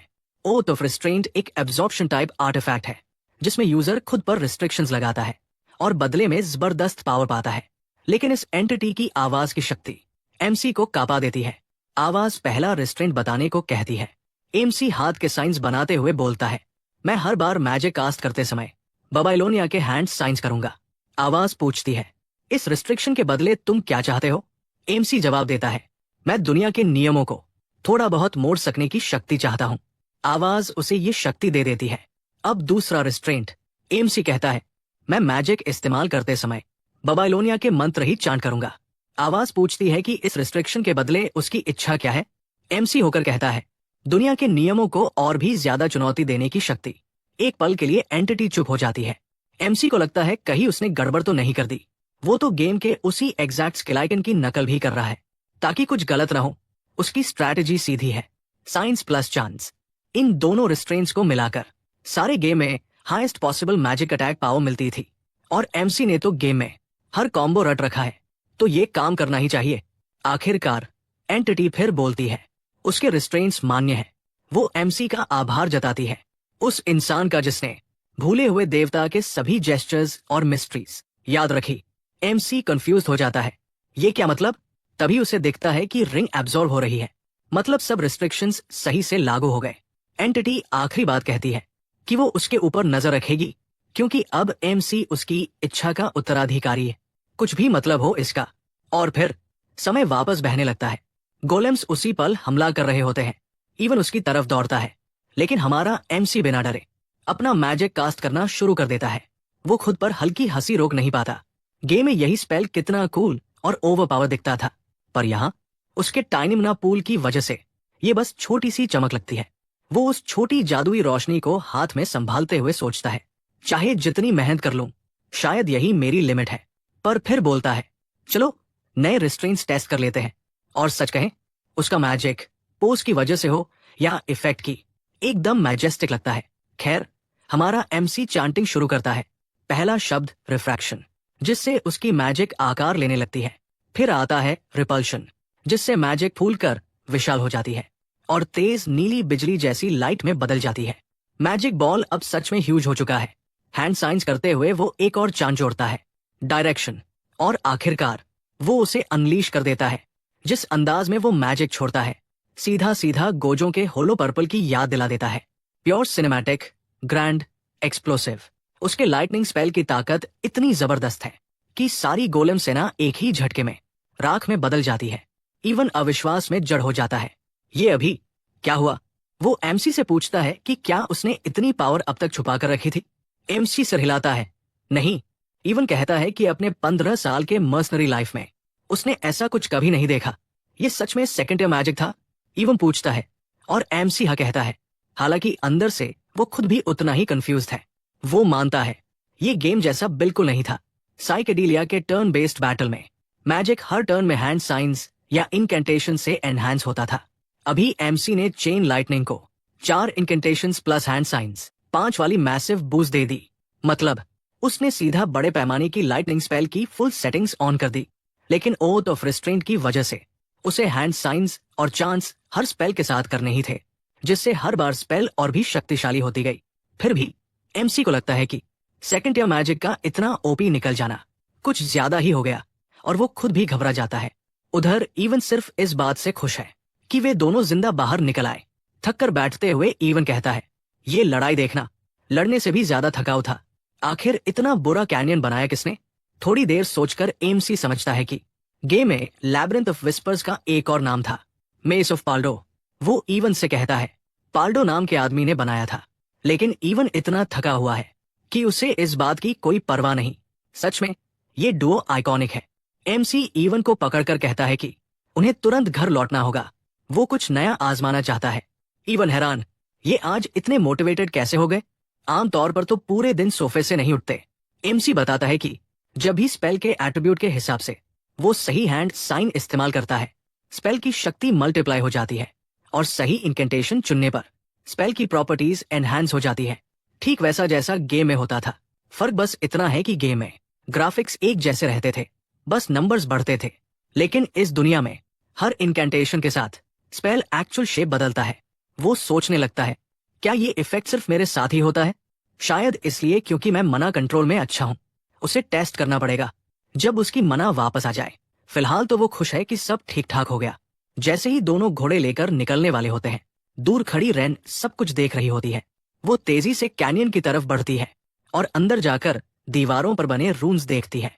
उन्हें पढ़ते ही वो शॉक में आ जाती है। वो कहती है, ये तो अलंफ एम्पायर के ग्लीव्स है जो फॉरगॉटन आउटर गॉड्स के एरा की कहानी बताते हैं।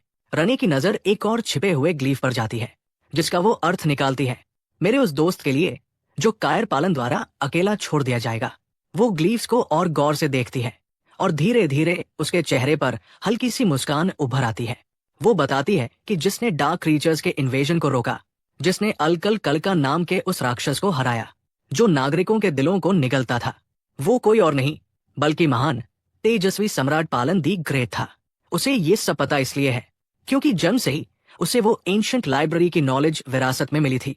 उसे याद आता है कि हमारे एमसी ने कहा था कि पालन ही कैनियन बनाने वाला था, पर रने हमेशा की तरह बातें गलत समझ लेती है।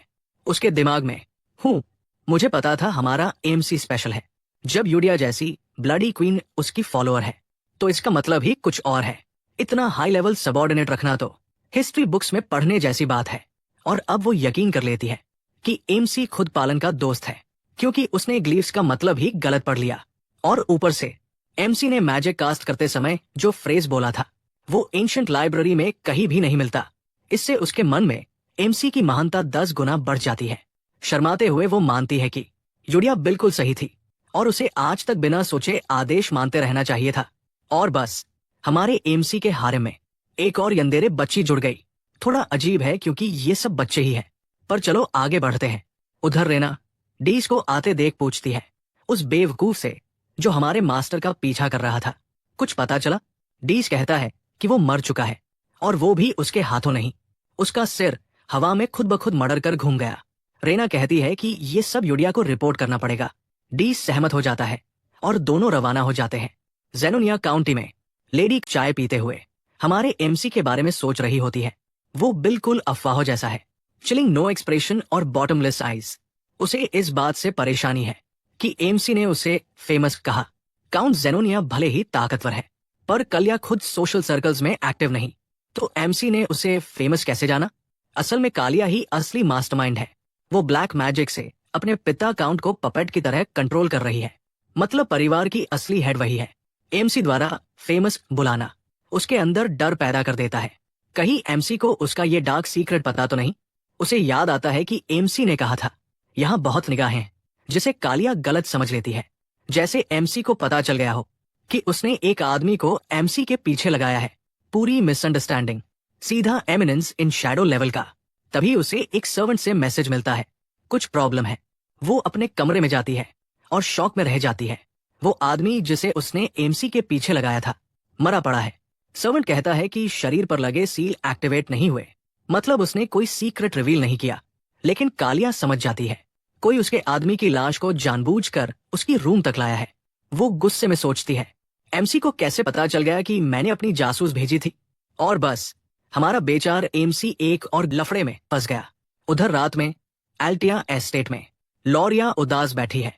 उसे लगता है कि एमसी ठीक वैसा ही निकला जैसा उसने सोचा था, एक ऐसा इंसान जिससे खिलवाड़ नहीं किया जा सकता। उसकी नजर में एमसी की आंखें उसी ठंडक से भरी थी जैसी उसके अपने पिता की, और इसलिए उसे समझ आता है कि लोग उसे अंडरवर्ल्ड का डिस्टिंग्विश्ड वन क्यों कहते हैं। ये सब सुनकर थोड़ा जेजेके के ऑनर्ड वन वाइब देता है। लेकिन खैर, लॉरिया समझ चुकी थी कि वो कभी भी एमसी को अपना दुश्मन नहीं बना सकती, और फिर भी वही उसकी आखिरी उम्मीद था। लेकिन जब एमसी ने उसकी मदद ठुकरा दी तो लॉरिया ने उस इनकार का मतलब ही गलत समझ लिया। उसे लगा कि एमसी कोई ऐसा सौदा क्यों लेगा जिसमें उसे कुछ मिले ही नहीं, और चूंकि उसकी सारी शक्ति और एसेट्स उसके भाई बहनों ने उससे छीन लिए थे, लॉरिया को लगा कि वो अब उसके किसी काम की नहीं। उसके भाई बहन कौन? Eldest son Tamalian, eldest daughter Marian, second daughter Peen, second son की। लॉरिया सबसे छोटी और सबसे कमजोर थी और हमेशा की तरह बिल्कुल बेबस महसूस करती थी। एस्टेट में लौटते हुए वो सोचती है कि अब तक वो सिर्फ इसलिए बची रही क्योंकि उसके पिता उसे प्यार करते थे, पर अब जब पिता भी दुनिया से जा रहे हैं वो पूरी तरह अकेली है। अचानक उसके विचार टूट जाते हैं जब सर्वेंट्स हड़बड़ाते हुए अंदर आते हैं और बताते हैं कि उसके सभी भाई बहनों ने आत्महत्या कर ली है। लॉरिया दंग रह जाती है। ये लोग सुइसाइड? कभी नहीं। उसे पता है they'd rather literally stab each other than kill themselves। वो तुरंत पूछती है कि तमालियन और मैरियन का क्या हुआ, और उसे बताया जाता है कि वही हाल उनका भी हुआ। रियलिटी दिखती है, वो लोग सच में एक दूसरे को स्टैबिंग कर रहे थे, और लॉरिया को लगता है कि ये डीस का काम होगा। पर ट्विस्ट ये कि ये डीस का भी काम नहीं था। लॉरिया सदमे में खड़ी है, और तभी हम देखते हैं कि रोडो, सिन ऑफ मिसोफोबिया, एल्टिया कैसल से बाहर निकलते हुए कह रहा है मिशन कंप्लीट, और रात में गायब हो जाता है। लॉरिया अब भी सदमे में है, उसके दिमाग में गूंज रहा है एमसी का वो वाक्य, फिक्र मत करो, अच्छे दिन आने वाले हैं। और बाकी सब की तरह वो भी मान बैठती है कि सारा काम हमारे एमसी का ही है, सब कुछ उसी ने सेट किया है। उसके दिमाग में तो एमसी एक कूल काम ओवरलॉर्ड है जो सही समय पर अपने पंजे दिखाता है। लॉरिया सोचती है एमसी ने पार्टी में उसकी मदद ठुकराई, लेकिन चुपचाप उसके भाई बहनों को हटा दिया। सच कहें, उसके पर्सपेक्टिव से ये सब समझ में आता है, एकदम एमसी की तरह। वो भी रातों रात अपनों की अकेली एयर बन गई, जो खुद ही डरावना है। लॉरिया घबरा जाती है, ये मैंने किस शैतान के साथ डील कर ली, ये सोचकर खुद कांप उठती है। वो लोग हमारे एमसी को कोई सर्वशक्तिमान ओवरलॉर्ड समझ रहे हैं, जबकि असलियत में वो बस एक चिलविंग आलसी लड़का है जो दिन भर आराम करना चाहता है। लेकिन लॉरिया अब वापस नहीं लौट सकती, और उसे डर लगता है कि एमसी से धोखा करने वाले लोगों का क्या हाल हुआ है। वो एग्जाम्पल्स खूब देख चुकी है, तो वो अपने चुने हुए रास्ते पर चलने की ठान लेती है। 2 महीने बाद पलेशियो एस्टेट, एमसी को एल्टिया के ड्यूक की तरफ से कुछ गिफ्ट्स मिलते हैं। इवन एक गिफ्ट देखकर ऑलमोस्ट गिर ही जाता है, सन इनेंस वाइन की बॉटल जो हजारों गोल्ड कॉइन्स की आती है। वो हैरान, ये सच में असली वाली है। एमसी नोट पढ़ता है और हैरान रह जाता है, क्योंकि उस पर लिखा है विद रिस्पेक्ट लॉरिया एल्टिया। एमसी सोचता है ये तो लॉरिया ने भेजा है, उसके पिता ने नहीं। वो डिलीवरी गाय से पूछता है तुम पक्का हो ये मेरे लिए है? डिलीवरी गाय बोलता है हाँ, ड्यूक ने खुद तैयार किया था और कहा था कि ये पर्सनल डिलीवरी हो। और यही एमसी को झटका लगता है, लॉरिया अब आधिकारिक तौर पर ड्यूक ऑफ एल्टिया बन चुकी है। वैसे लॉरिया 2 महीने में थोड़ी बड़ी नहीं लग रही, बट हुज काउंटिंग। वही लॉरिया अपने पीओवी में बताती है कि पिछले 2 महीने पलक झपकते बीत गए। पिता के फ्यूनरल के बाद उसने सक्सेशन सेरेमनी में एल्टिया की ड्यूक की जगह संभाली। अपने ऑफिस में इधर उधर नजर दौड़ाते हुए लॉरिया याद करती है कि कभी वो इस कमरे में कदम भी नहीं रख सकती थी। उसके भाई बहनों की मौत इतनी अचानक हुई कि कोई उस पर शक भी नहीं कर पाया, क्योंकि उसका परफेक्ट एलिबाई था। वो बॉल में थी। उसे याद आता है कि उसी वक्त उसके सिबलिंग्स ने उसकी सीक्रेट ऑर्गेनाइजेशन को गिरा दिया था, और मैंशन लौटकर वो बिल्कुल बेबस महसूस कर रही थी। लेकिन अब उसे समझ आता है ये कितना अजीब लेकिन उसके लिए सही ट्विस्ट था। लॉरिया सोचती है कि हमारे एमसी ने परफेक्ट टाइमिंग चुनकर उसके भाई बहनों को हटाया और उसे एक फ्लॉलेस एलिबाई भी दे दिया। उसके दिमाग में एमसी का आईक्यू आसमान छू रहा है। कैसे कोई इतना गजब चेस लेवल प्लान कर सकता है? वो मान बैठती है कि एमसी ने मदद से इनकार दिखावे के लिए किया, ताकि पार्टी में सब कुछ नॉर्मल लगे, जबकि पीछे से वो सारी सफाई कर रहा था। पूरी तरह ओवरलॉर्ड स्कीमिंग। ये लोग सच में एमसी को लेजेंडरी फिगर बना चुके हैं। वो सोचती है आखिर वो कितना आगे तक देख सकता है। लॉरिया ये भी कहती है कि उसने एमसी को अपने पिता के फ्यूनरल के बारे में बताया भी नहीं, क्योंकि वो उसके बोझ नहीं बढ़ाना चाहती थी। आखिर में लॉरिया नतीजा निकालती है एमसी ने उसकी मदद इसलिए की क्योंकि एल्टिया ड्यूकडम उसके किसी ग्रैंड प्लान का हिस्सा है। वो मानती है कि भले ही उसने एल्टिया ड्यूकडम की सारी सबऑर्डिनेट ऑर्गेनाइजेशंस को एक कर दिया हो, फिर भी उसकी ताकत एमसी की हिडन शक्ति के सामने कुछ भी नहीं। मतलब एक ही चीज हो सकती है, एमसी उससे कुछ चाहता है। वो सोचती है कि एमसी पलाजियो का अकाउंट, अंडरवर्ल्ड का बड़ा नाम, जिसने अपनी पावर सिर्फ बिजनेस ब्रेन से बनाई, क्या उसे लॉरिया के पास से कुछ भी मिल सकता है? वो ये भी सोचती है कि शायद एमसी को एल्टिया नाम की जरूरत हो, ताकि वो पॉलिटिकल लैंडस्केप को शैडो से मैनिपुलेट कर सके। लेकिन फिलहाल वो अपने ही कामों पर ध्यान देने का फैसला करती है, जानते हुए कि द डिस्टिंग्विश्ड वन जल्दी ही उससे संपर्क करेगा।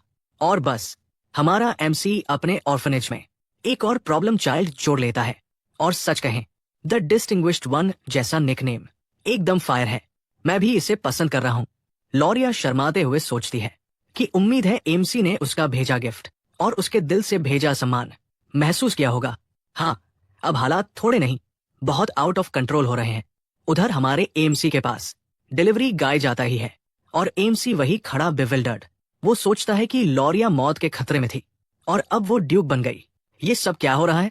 इवन भी कंफ्यूज्ड है, ये हमारे यंग मास्टर के साथ क्या चल रहा है? लेकिन एमसी को भी कुछ गड़बड़ महसूस होती है। कुछ महीने बाद 5 साल पहले की टाइमलाइन में हमारा एमसी काफी मैच्योर दिखता है। इवन पूछता है, क्या अब मुझे आपको काउंट बुलाना चाहिए? एमसी कहता है, जो चाहे बुलाओ, सक्सेशन सेरेमनी अभी हुई नहीं, और वैसे भी 1 साल से काउंट का काम तो कर ही रहा हूं, सेरेमनी से क्या फर्क पड़ेगा? अंदर ही अंदर एमसी को थोड़ा दुख होता है। उसने कभी काउंट बनना चाहा ही नहीं था। उसका ओरिजिनल प्लान बहुत सिंपल था, सक्सेशन वॉर से दूर रहो, रॉड मिल में बस जाओ, गुरमेट एडवेंचर शुरू करो। लेकिन अब सोचकर वो खुद को दिलासा देता है कि नोबल लाइफ इतनी खराब ही नहीं, काम और चिल का बैलेंस काफी अच्छा है।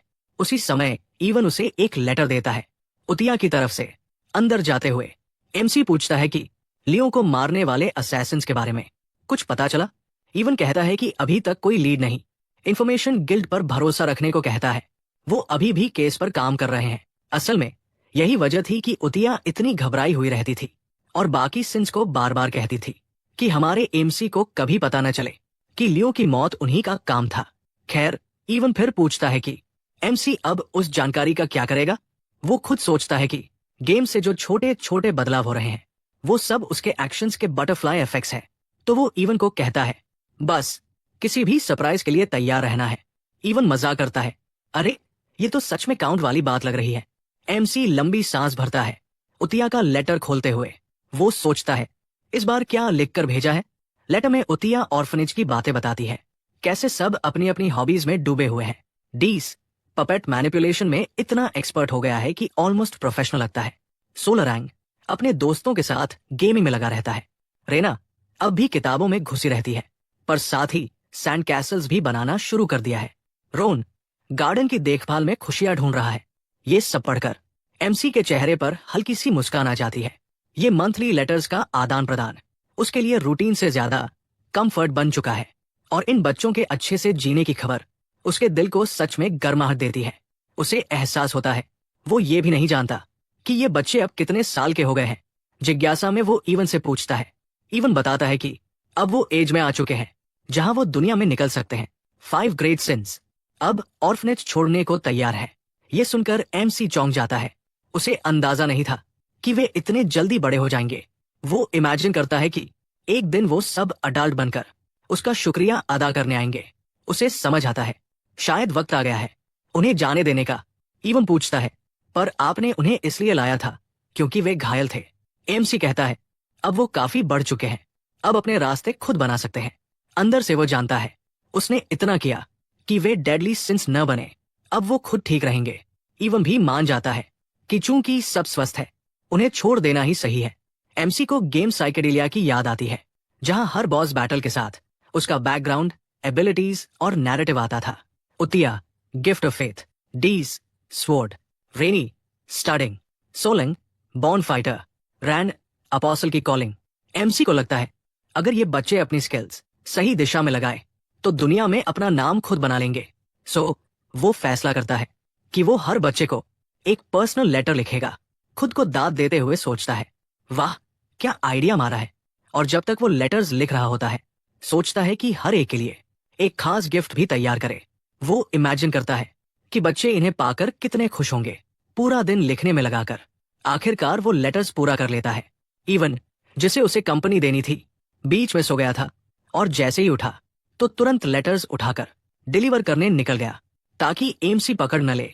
उनकी बॉन्डिंग वाकई प्यारी है। एमसी सोचता है शायद जब ये बच्चे दुनिया में नाम कमा लेंगे तो मुझे भी कुछ वापस भेजेंगे। वो अपने विचार खत्म करता है उन्हें एनकरेज करते हुए कि मेरी चिट्ठी पढ़ो और दुनिया में निकलो।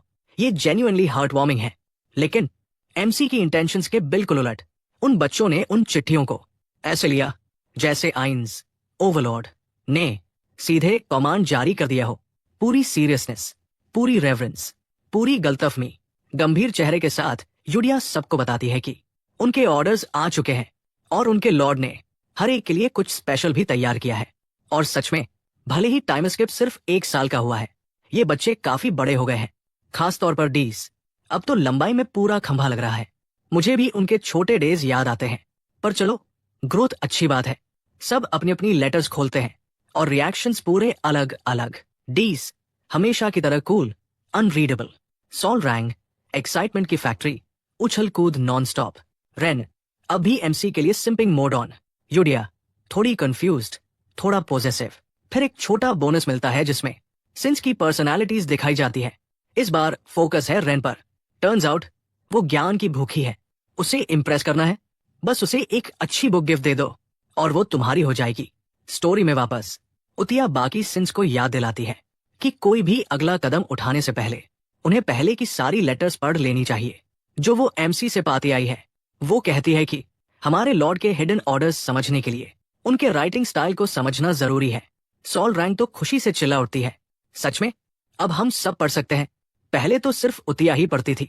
उतिया कहती है कि चूंकि अब एमसी ने हर एक को अलग अलग ऑर्डर्स दिए हैं, अब सबका इन्वॉल्व होना जरूरी है। लेकिन जैसे ही वे लेटर्स पढ़ते हैं सबके मुंह खुल जाते हैं, क्योंकि कंटेंट तो लिटरली कैजुअल स्मॉल टॉक है। उतिया उन्हें तुरंत समझाती है, हमारे लॉर्ड हमेशा अपने आदेशों को कैजुअल कॉन्वर्सेशन की तरह डिस्गाइज करते हैं।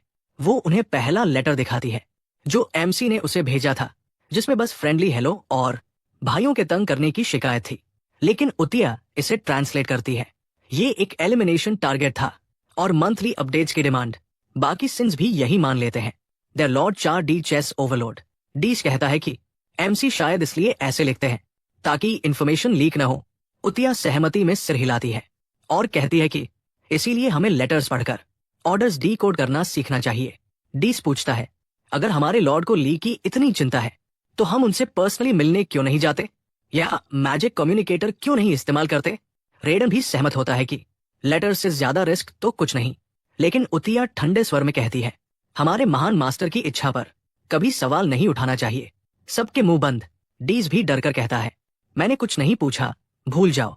दूसरी तरफ सैंग बहुत खुश है कि उसे लेटर मिला है और वो बाकी को भी खोलने को कहती है। सब अपनी लेटर्स पढ़ते हैं और अपने तरीके से गलत समझते हैं। डीज, मुझे कैलिबर्न दी नेशन ऑफ नाइट्स जाना है। सोलरन, मुझे डेजर्ट कॉलोनी जाना है। रेनिन, मैं रेक्सास जा रहा हूं, entertainment city. Ren, Larthenia, Mes city.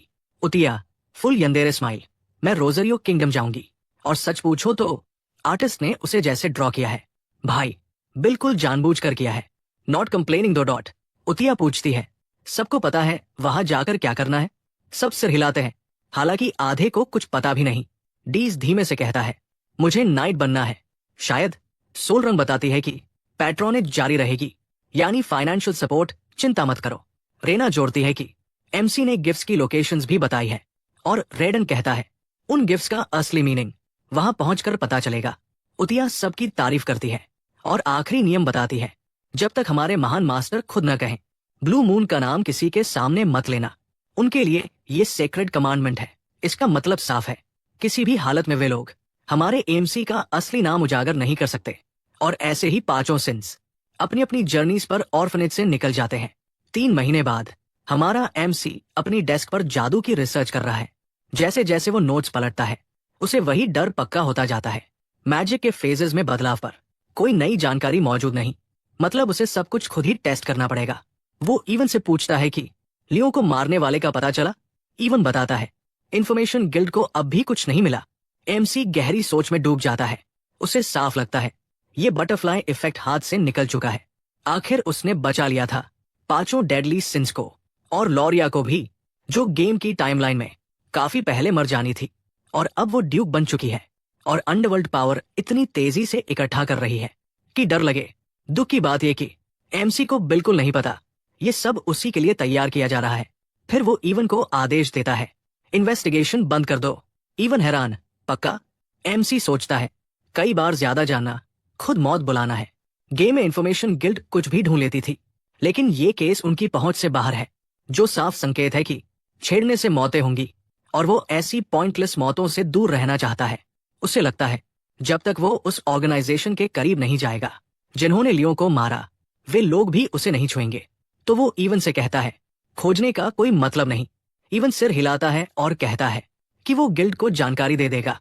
फिर इवन न्यूज लाता है, डीज को कैलिबर्न में नाइट बना दिया गया है। एमसी, जिसे ये पहले से पता है, बिल्कुल कैजुअल में कहता है, गुड फॉर हिम। 3 महीने बाद इवन फिर अपडेट्स लाता है, डीज ने अपनी खुद की नाइट ऑर्डर बना ली है। एमसी फिर श्रग कर देता है, लड़का टैलेंटेड है, ठीक है। वो पूछता है, इसका मतलब वो अब कम से कम स्वॉर्ड एक्सपर्ट हुआ होगा या उससे भी ऊपर? इस दुनिया में स्वॉर्ड रैंक्स है, sword user, sword expert, sword master. MC सोचता है अभी नाइट बने कितना समय हुआ है। नॉर्मली इम्पॉसिबल है, लेकिन इवन बताता है लोग कह रहे हैं कि दुनिया को 10 साल में 5वां मास्टर नाइट मिलने वाला है। एमसी पूछता है मास्टर नाइट यानी स्वॉर्ड कैलिबर, सही? इवन कहता है हाँ। ये सुनकर एमसी का सीना सच में गर्व से भर जाता है। 6 महीने बाद, कुल 1 साल ऑर्फनेज छोड़े हुए, इवन फिर दौड़ कर आता है। डीज स्वॉर्ड कैलिबर बन गया है, किंगडम का 5वां मास्टर नाइट। एमसी चौंक जाता है, क्या स्वॉर्ड मास्टर ही तो मास्टर नाइट का खिताब पाते हैं? साइकेडेलिया के लोर में स्वॉर्ड मास्टर वो होते हैं जो ऑरा ब्लेड से आगे बढ़कर डेरिवेशन नाम की यूनिक एबिलिटी अनलॉक करें। एमसी इवन से फिर पूछता है क्या तुम पक्का हो?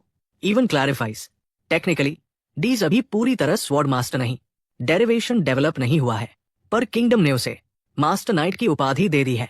और आइसिंग ऑन द केक, वो 4th स्वॉर्ड को ड्यूअल में हरा चुका है। इवन ये भी जोड़ता है 4th स्वॉर्ड उत्तरी बारबेरियंस के हाथों गिर गया था। एमसी नोट करता है गेम के लोर में ये लोग दशकों की लड़ाई में उलझे रहते हैं।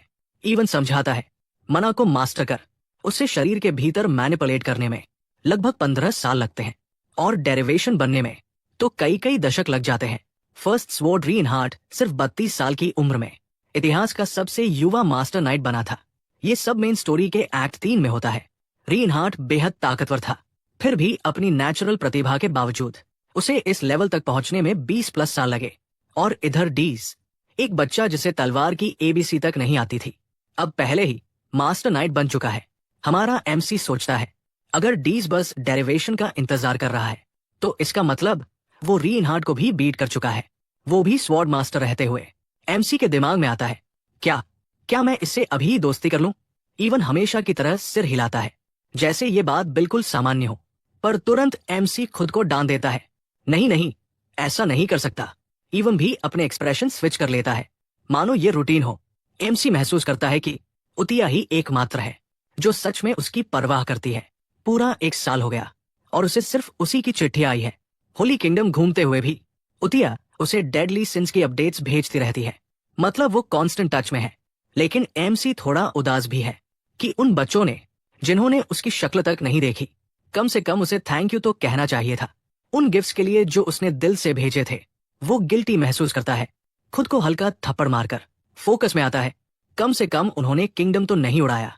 अपने डेडली सिन पावर्स जागने के बाद ठीक चल रहे हैं, बस वही काफी है। इवन को तो इस सेल्फ डिल्यूजन पर यकीन नहीं है, पर चुप रहता है। कैलिबर्न के दिल में केरम की भीड़ भाड़ के बीच स्थित है ग्रैंड मैंशन, जहां रहते हैं सोलर एक्लिप्स नाइट्स। यहाँ ट्रेनिंग चल रही है और ऊपर बालकॉनी से हमारा बॉय डीज देख रहा है। कैप्टन डीज, किंगडम का यंगेस्ट मास्टर नाइट। पहली बार उसकी छोटी बहन का भी ग्लिम्स मिलता है, बहुत प्यारी। डीज के पीओवी से यकीन करना मुश्किल है कि ऑर्फनेज छोड़े 1 साल बीत गया। याद करते हुए उसे अब भी शर्म आती है। कभी ब्लैक ऑर्गेनाइजेशन ने उससे उसके परिवार को छीन लिया था और वो अपनी छोटी बहन से बिछड़ गया था। वो ट्रॉमा उसे पागलपन की हद तक गुस्सा और नफरत से भर देता था। इन्हीं अंधेरे पलों में हमारे एमसी ने उसे बचाया था। डीज कहता है सिर्फ बचाए जाने से उसकी निष्ठा नहीं बनती, लेकिन उतिया ने उसे रिवेंज का मौका दिया और वो ब्लू मून के ऑर्डर्स के रास्ते कई खतरनाक मिशंस और इनसेन ट्रेनिंग में उतर गया। वो मानता है उसे मिशंस की परवाह नहीं थी, न अपनी जान की, बस एक ही मकसद, डार्क फोर्सेस को रोकने के लिए ग्राउंड वर्क बनाना। फिर एक दिन उसे उसका पहला पर्सनल ऑर्डर मिलता है एमसी की तरफ से। उसे एक छोटे होटल में जाना था सदर्न कैलिबर्न में, क्योंकि एमसी ने वहां उसके लिए एक गिफ्ट छोड़ा था।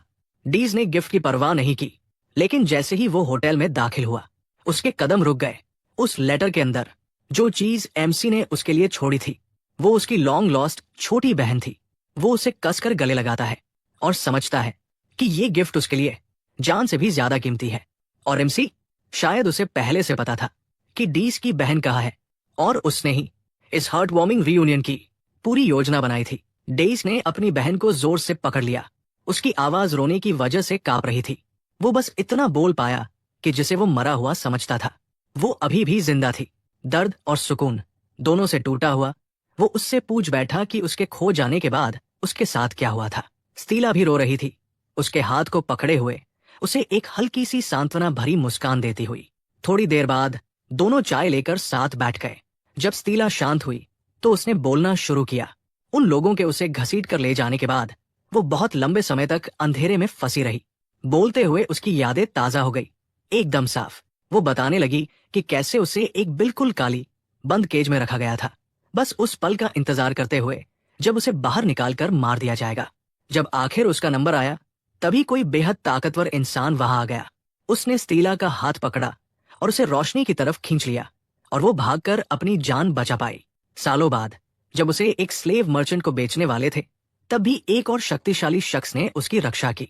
एक तलवार ने हमलावरों को चीर दिया और वो दूसरी बार भी बच गई। वो इंसान था एलन का नाइट युअन, जिसने स्टाइला, डेज की सिस्टर, को बचाया था।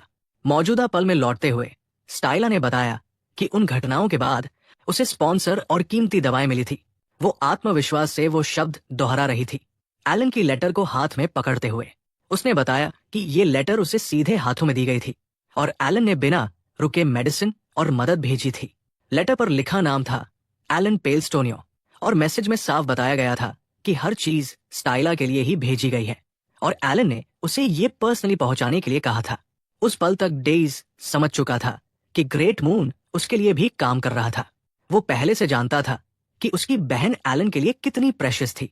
स्टाइला हंसते हुए बोली कि उस महान स्पॉन्सर ने उसकी इतनी मदद की है कि वो बयान भी नहीं कर सकती।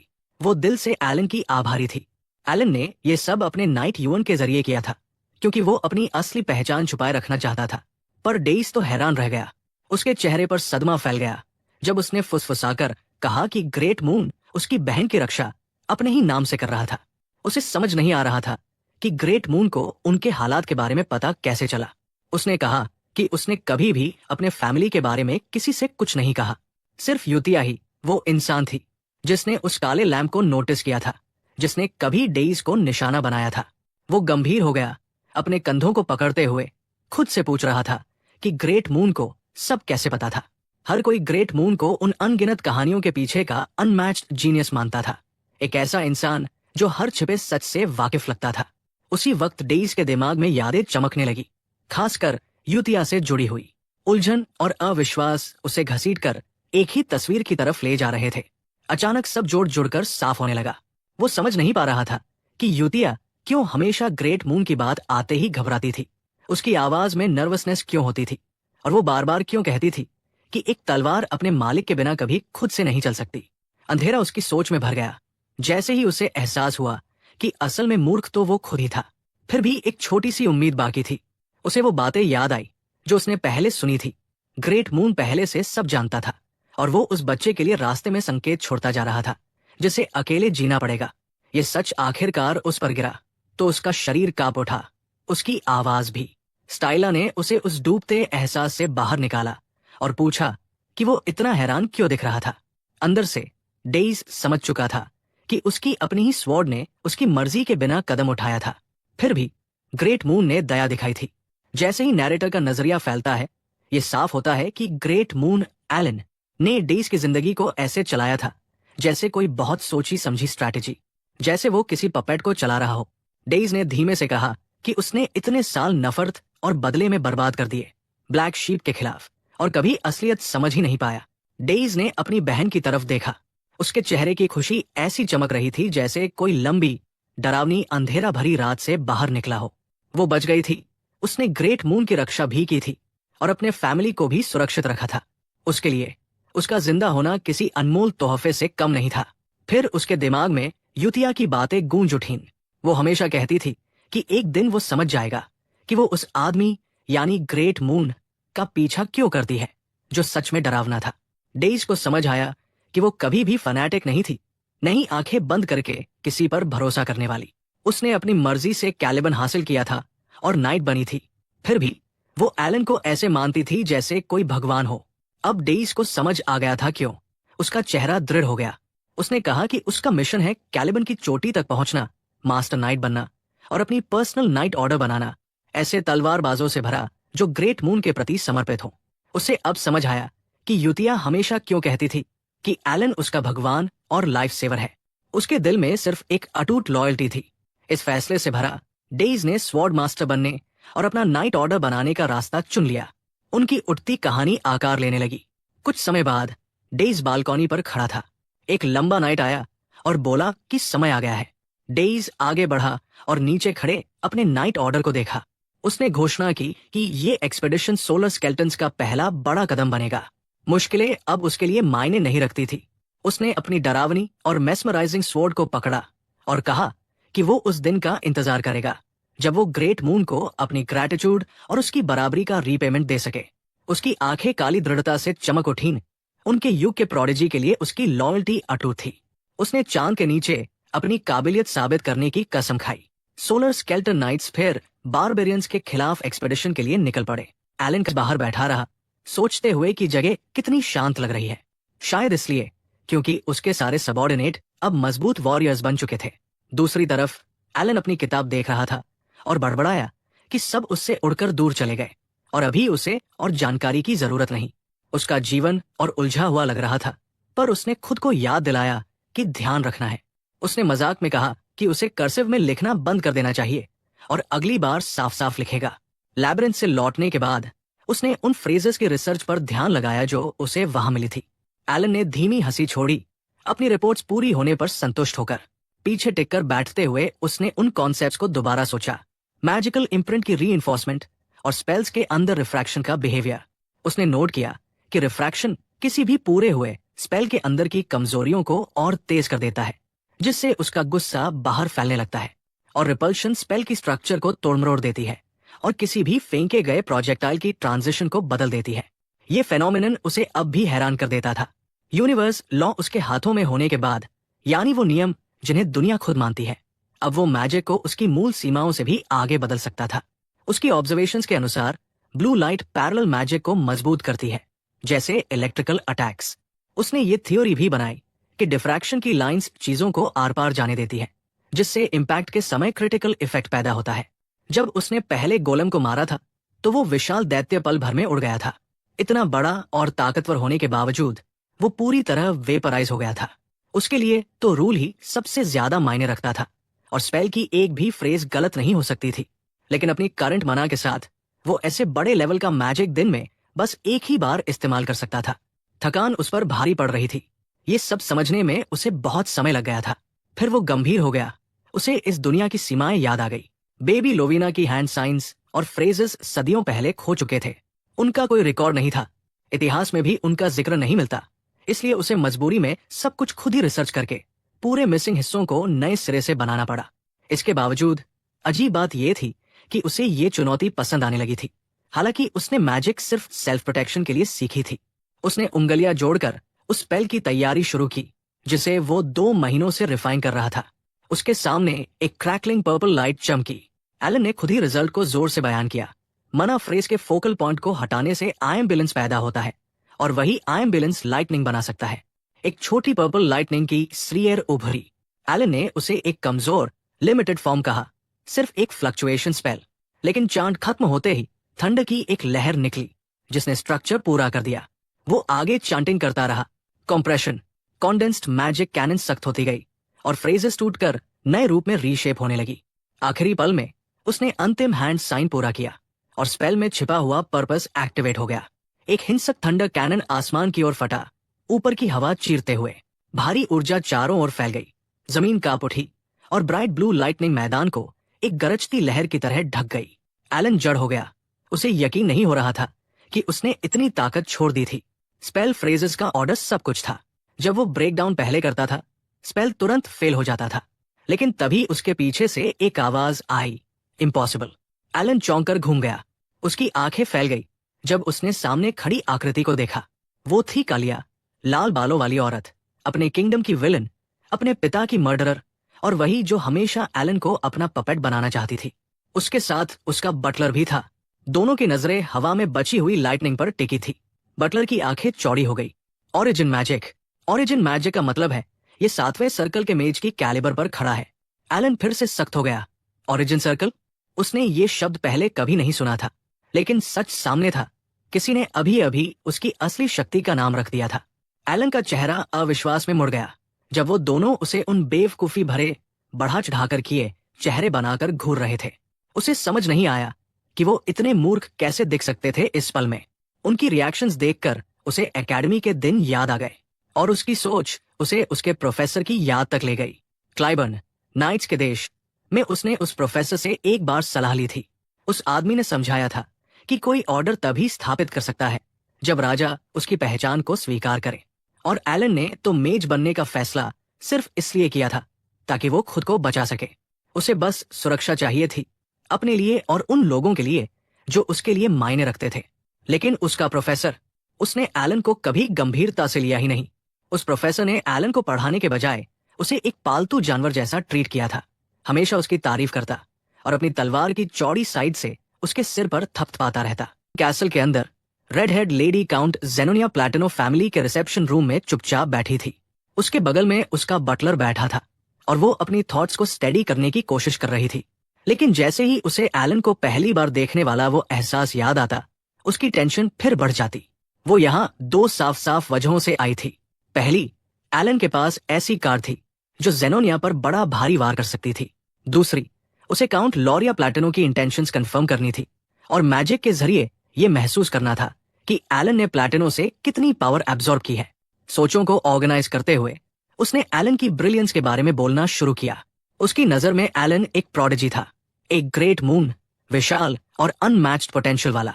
वो आसानी से इमेजिन कर सकती थी कि एलन इतना पावरफुल बन सकता है कि पूरा पैलेस्टाइनियन टेरिटरी उसकी मुट्ठी में हो, और ऊपर से ब्लू मून ऑर्गेनाइजेशन का सपोर्ट जो उसे प्रोटेक्ट कर रहा था। उसका फ्यूचर और भी डरावना लग रहा था। उसका बटलर अचानक कांप उठा।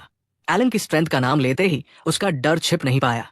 काउंट जेनोनिया ने उसे देखा, हैरान कि इतना एरोगेंट आदमी भी एलन के डर से कांप सकता है। उसका बटलर बेंजल 5th रैंक मेज था, जिसे मेज टावर से इनह्यूमन एक्सपेरिमेंट्स करने के लिए निकाल दिया गया था। उसकी स्ट्रेंथ में कोई कमी नहीं थी। वो एक स्पेल से पूरा बटालियन मिटा सकता था। इतने सालों के सपोर्ट के बाद भी उसने कभी अपनी प्राइड किसी के आगे नहीं झुकाई थी, और अब एलन के नाम पर वही आदमी कांप रहा था। काउंट जेनोनिया ने उसे गौर से देखा। बेंजल के चेहरे पर जो डर था वैसा उसने उससे पहले कभी नहीं देखा था। उसके शरीर में हल्की ठंड सी दौड़ गई। उसे सच में महसूस हो रहा था कि ये डर उसके अंदर से उठ रहा है, जो उसने कभी पॉसिबल नहीं सोचा था। एक परेशान करने वाला विचार उसके दिमाग में आया, क्या मेरा अपना मेज सच में हमारे प्रोडिजी एलन के सामने टिक भी नहीं सकता? और क्या ब्रैड सच में ओरिजिन मेज के लेवल तक पहुंच चुका है? ये सोचकर उसकी नसें और कस गई। उससे पहले कि वो अपने आप को स्टेडी करती, एलन ने दरवाजा बिना हिचकिचाहट खोल दिया। उसका एक्सप्रेशन अनरीडेबल था, ठंडा और बिल्कुल शांत। उसने सीधे काउंट जेनोनिया और बेंजल की तरफ देखा। उसकी आवाज में कोई गर्माहट नहीं थी। काउंट की एस्टेट में आने का मकसद? काउंट जेनोनिया ने जितना हो सके शांत होते हुए कहा, बिना नोटिस आए मैं माफी चाहती हूँ। ये काउंट की टेरिटरी है। आपको ढूंढते ढूंढते मैं रास्ता भटक गई थी, काउंट। एलन ने उसे गौर से देखा और बोला, मैं इसे इश्यू नहीं बनाऊंगा, लेडी जेनोनिया। अब बताइए, मेरे कैसल में आने की असल वजह क्या है? उसकी नजर सख्त थी, टोन तीखी, और उसके बोलने में जरा भी जेंटलनेस नहीं थी। वो सोफा पर कॉन्फिडेंस से बैठा और आगे बोला, एक बात बिल्कुल साफ कर दूं, जो मैंने पहले यूज किया था वो ओरिजिन मेज की मैजिक नहीं थी। अगर रैंक देनी है तो वो 2nd रैंक के करीब होगी। फिर उसकी नजर बेंजल पर गई, सुनिश्चित करते हुए कि दोनों बात समझे। तुमने महसूस किया होगा, मेज उस मैजिक का कोई असली फंक्शन ही नहीं है, ना डिफेंस ना ऑफेंस। वो रुका और उसकी आवाज एक ठंडे वार्निंग में बदल गई। सीधी बात, जो देखा है उसे अपने तक ही रखना बेहतर होगा। काउंट जेनोनिया और बेंजल डर से सख्त हो गए। बेंजल की सांस कांपी और वो तुरंत बोली, कांपते हुए, हाँ काउंट, शायद मेरी गलतफहमी थी। मैं किसी से भी इस बारे में बात नहीं करूंगी। उसके चेहरे पर शौक झलक पड़ा और उसने धीरे से कहा। एलन ने लंबी सांस छोड़ी और शांत स्वर में बोला, अच्छा, ये जानकर राहत हुई। एलन, वही ग्रेट मून, वही प्रोडिजी जिससे वो डरती भी थी और एडमायर भी करती थी, पूरी शांत, बिना हिले हुए टोन में बोलता रहा। जब गलतफहमी साफ हो गई है तो असली वजह क्या है आपके आने की? काउंट जेनोनिया ने खुद को संभाला और विनम्रता से बोली, हम पास में कुछ और काम से थे और सोचा आपको रिस्पेक्ट दे दे। कोई खास काम नहीं था। एलन थोड़ा उठकर बोला, आवाज स्थिर, दुर्भाग्य से मुझे काम है तो ज्यादा समय नहीं दे सकता। ये साफ डिसमिसल समझकर काउंट जेनोनिया उठी और झुककर बोली, समझ गई। थोड़े से समय के लिए भी ऑडियंस देने के लिए धन्यवाद। अब मैं चलती हूँ। लेकिन मुड़ने से पहले ही एलन फिर बोला, अगर तुम्हें किसी से बात करनी है। काउंट जेनोनिया उसके अचानक कहे शब्दों पर ठिठक गई। उसने बात ठंडी आवाज में पूरी की, तो बेहतर होगा ड्यूक एलाई के पास जाओ। मुझे लगता है तुम दोनों अच्छे से घुलोगे। वो पलके झपकाती रह गई। एलन क्या इम्प्लाई कर रहा था, या उसके मन में क्या चाल थी, कुछ समझ नहीं आया। फिर भी उसने शिष्टाचार से झुककर कहा, आपकी बात ध्यान में रखूंगी। ड्यूक एलाई के कैसल जाऊंगी। कुछ ही देर बाद वो और बेंजल मैंशन से बाहर निकलकर एस्टेट छोड़ चुके थे। बाहर एलन अपने नाइट युवन के साथ खड़ा था। युवन ने दोनों को जाते देखते हुए पूछा, अगर वो जेनोनिया थी तो वो रूइंड वेस्टर्न फैमिली हमारे पास क्यों आई होगी? एलन ने कैजुअल टोन में कहा, मालूम नहीं, कुछ भी दिमाग में नहीं आ रहा। लेकिन अंदर एक शांत सा ख्याल उठा, हे भगवान, ये मुसीबत है। मैंशन के बाहर खड़े एलन के दिमाग में सिर्फ एक बात घूम रही थी, अगर ये रूमर फैल गया कि मैं ओरिजिन मेज मैजिक यूज कर रहा हूं तो पावर के भूखे लोग मुझे ढूंढते हुए आ जाएंगे। और ये दुनिया तो वैसे भी डार्क फैंटेसी है। कभी भी कोई इंट्रूडर अचानक आकर मुझे मारकर मेरी एबिलिटीज छीनने की कोशिश कर सकता है। ये सोच मात्र सफोकेटिंग लग रही थी। रियलिटी में लौटते हुए एलन बुदबुदाया, तुम समझते हो ना, जेनोनिया के पास कोई कारण नहीं है अल्थाई के पास आने का। दोनों फैमिलीज अंडरवर्ल्ड में राइवल्स हैं। उसके भीतर ठंडी टेंशन जम गई। खैर, दोबारा अकेले मत आना मेरे पास। कैरेज के अंदर गाड़ी चलते हुए काउंट जेनोनिया ने चुप्पी तोड़ी। काउंट पैलेस्टीनियन की मैजिक, क्या वो सच में ओरिजिन मैजिक थी? बेंजल कांप उठा, नहीं, वो नहीं थी। तो फिर तुम्हारी वो पहले वाली रिएक्शन, वो क्या था? बेंजल ने धीरे सांस ली। डर से उसकी आवाज कस गई। Origin magic absolute immutable principles के कैनवस पर नई लॉज खींचकर बनाई जाती है। वो अधिकार सिर्फ सुप्रीम आर्चीज को मिलता है। लेकिन फिर उसका एक्सप्रेशन बदल गया। जो उसने देखा था, उसके याद आते ही आंखें डर से फैल गई। काउंट बिल्कुल अलग था। जब मैंने ऑब्जर्वेशन आई एक्टिवेट करके उसकी मैजिक देखी, कैनवस खुद फट रहा था। उसे फिर वही ओवरवेलमिंग प्रेजेंस याद आई, ग्रेट मून एलन, सर्वज्ञ और भीषण शक्ति जैसा। बेंजल की आवाज कांप रही थी। वो एब्सोल्यूट प्रिंसिपल्स को ट्विस्ट कर रहा था, लाइटनिंग को एक जगह रोक रहा था, लॉज को बदल रहा था, गिरा रहा था, और फिर भी स्पेल मैनिफेस्ट कर रहा था। इतना एब्सर्ड मिरेकल कि रीजन भी शर्माए। काउंट जेनोनिया उसे घूरती रह गई, स्तब्ध। बेंजल आगे बोला, अब उसकी निगाह में खौफ के साथ यकीन भी था। उस पावर के पीछे मैंने कुछ डार्क देखा, कुछ डिमोनिक, एक आय जो किसी भी लॉ को मैनिपुलेट कर सकती है। उसकी आवाज फुसफुसाहट में बदल गई। वो अनमिस्टेकेबली किसी फॉरगॉटन ग्रेट गॉड का काम था। उसने अपना सिर पकड़ा, चिल्लाते हुए, बस, सोचना बंद करना होगा। आगे सोचना डेंजरस है। कठिन सांस लेकर वो आगे बोला, मुझे फॉरबिडन नॉलेज, भूली हुई एरा की मैजिक पढ़ने के लिए कभी सराहा गया था, इसलिए मैं बिल्कुल श्योर हूं। उसकी आवाज बर्फ जैसी ठंडी हो गई। काउंट पैलेस्टीनियन का विरोध मत करना, कभी उसे अपना दुश्मन मत बनाना। काउंट जेनोनिया ने हल्की कड़ी हंसी निकाली, दांत भींचते हुए अपनी सोच सेटल करने की कोशिश करती हुई। तो उसकी इंटेंशन जानने का कोई मतलब नहीं। वो मन ही मन बुदबुदाई, शायद एलन ने सच में वही कहा था जो कहना था। शायद सच में ड्यूक एलाई के पास जाना ही बेहतर है, जैसे ग्रेट मून ने खुद सलाह दी थी। 2 साल बीत चुके थे जब बच्चों को उनकी राह पर भेजा गया था। अपने ऑफिस में एलन ने शांति से पूछा, कोई नई जानकारी, प्रेफरेबली उस बच्चे के बारे में? इवान ने सिर हिलाया, बच्चों के बारे में कुछ नहीं काउंट, लेकिन एक और बात है। एलन ने ऊपर देखा, पहले तो बिल्कुल इंटरेस्ट नहीं दिखा। इवान ने जारी रखा, और उसकी बात बिजली की तरह गिरी। काउंट जेनोनिया और आई डची ने अलायंस बना लिया है। एलन जम गया, तुमने अभी क्या कहा? अंडरवर्ल्ड के 2 पिलर्स एक हो गए थे। इवान ने पुष्टि की, ऊपर से तो हार्मलेस दिखता है, लेकिन अंडरवर्ल्ड में ये अलायंस कंफर्म हो चुका है। एलन ने फ्रस्ट्रेशन में अपना चेहरा हाथ से ढक लिया। मैंने इतनी मेहनत से उन छोटे सिनर्स को बड़ा किया, और दुनिया मुझे इसके बदले शैडो अलायंस दे रही है। अब क्या एस्ट्रिया किंगडम भी ढहने वाला है? थकान उस पर छा गई, और फिर एक रेंगता हुआ डर उसके मन में उठा। नहीं, उसने ऐसा नहीं किया होगा। काउंट जेनोनिया ने उस दिन मेरी बात सीरियसली नहीं ले ली, है ना? उसे अपना ठंडा सा सुझाव याद आया, विजिट ड्यूक एलाई। उसका मतलब अलायंस बनाना बिल्कुल नहीं था। उसने फिर अपना माथा पीटा, हे भगवान, ये टेम्परेरी ही होगा। काउंट जेनोनिया की पर्सनैलिटी ठंडी, एरोगेंट, हॉस्टाइल, उसके साथ अलायंस ऑलमोस्ट इम्पॉसिबल है, पर फिर भी तैयारी करनी चाहिए। वो कलम उठाकर चिट्ठी लिखने लगा, काउंट जेनोनिया, अगर मैं रूड लगा, अगर मेरा टोन ठंडा था, मेरी इंसल्ट करने की मंशा नहीं थी। एलन उस लाइन को घूरता रहा। ये तो एक्सक्यूज जैसा लग ही नहीं रहा। फिर भी उसने पत्र मोड़ा और युवन को दे दिया। युवन, इसे तुम्हें संभालना है। युवन ने सिर हिलाया, मैं मैसेज लेडी जेनोनिया को मशीनरी गिल्ड के जरिए पहुंचा दूंगा। और बच्चों की तलाश भी जारी रखूंगा। एलन वापस बैठ गया, कई रिपोर्ट स्कैन करते हुए। रैंडन और सील रैंक क्या कर रहे होंगे अब, यहां तक कि यूशा भी। उसकी नजर उस खून से दागदार लेटर पर पड़ी जो उन दोनों ने वहां पहुंचने के बाद भेजा था। सेरांग, वो मरी तो नहीं होगी, है ना?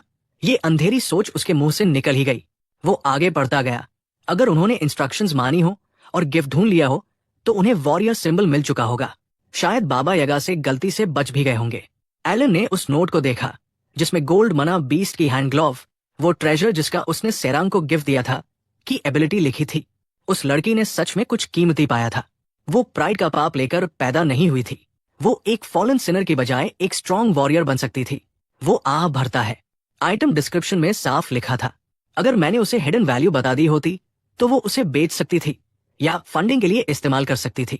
उसकी टैलेंट से तो कहीं भी जी सकती थी। उसकी नजर बालकॉनी की ओर चली गई, रेगिस्तान की फैली हुई हराइजन की तरफ।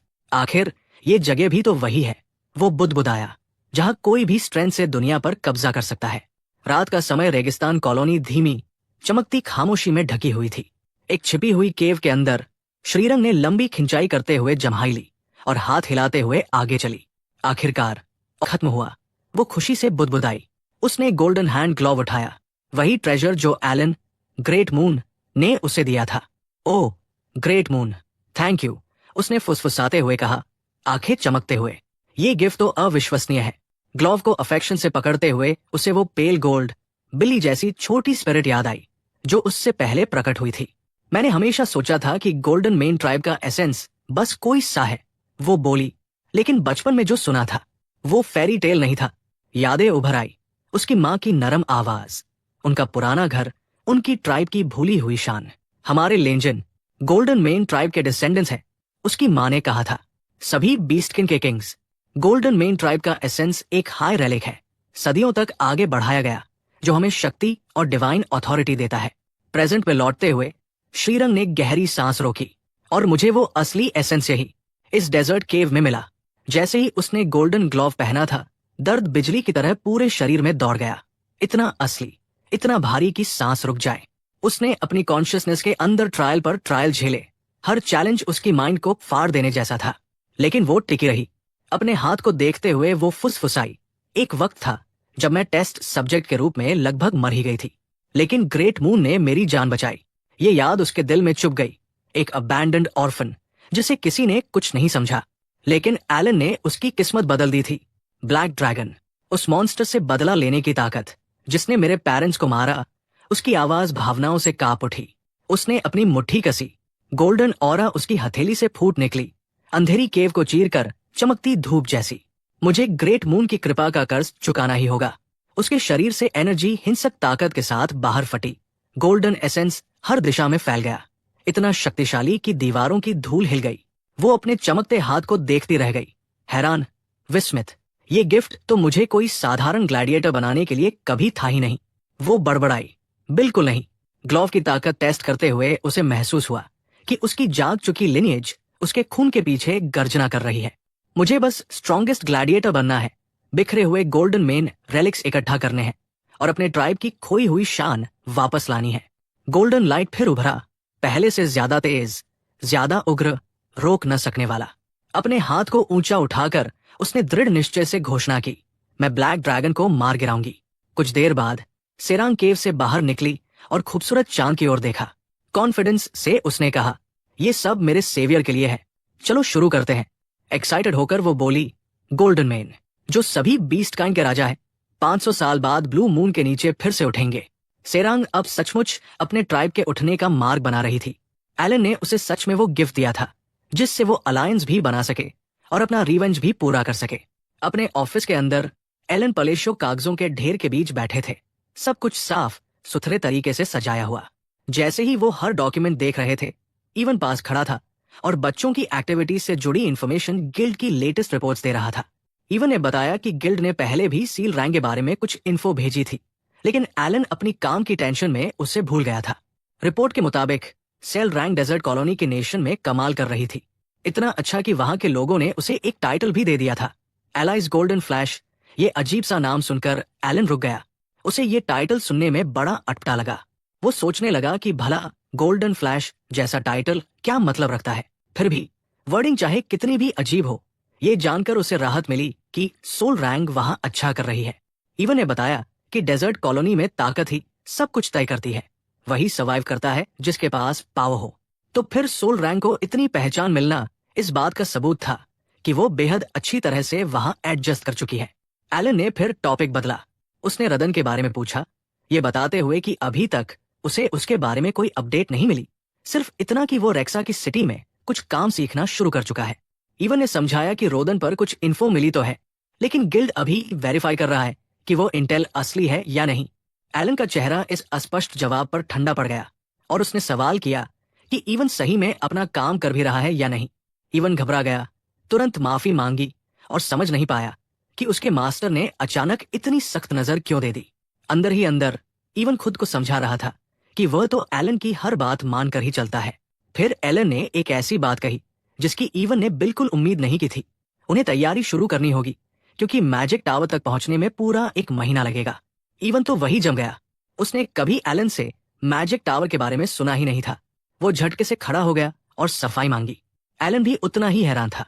उसे पूरा यकीन था कि वो पहले ये बात बता चुका है, लेकिन इवन की हालत देखकर उसे समझ आया कि लड़के ने वो बात न समझी थी न याद रखी थी।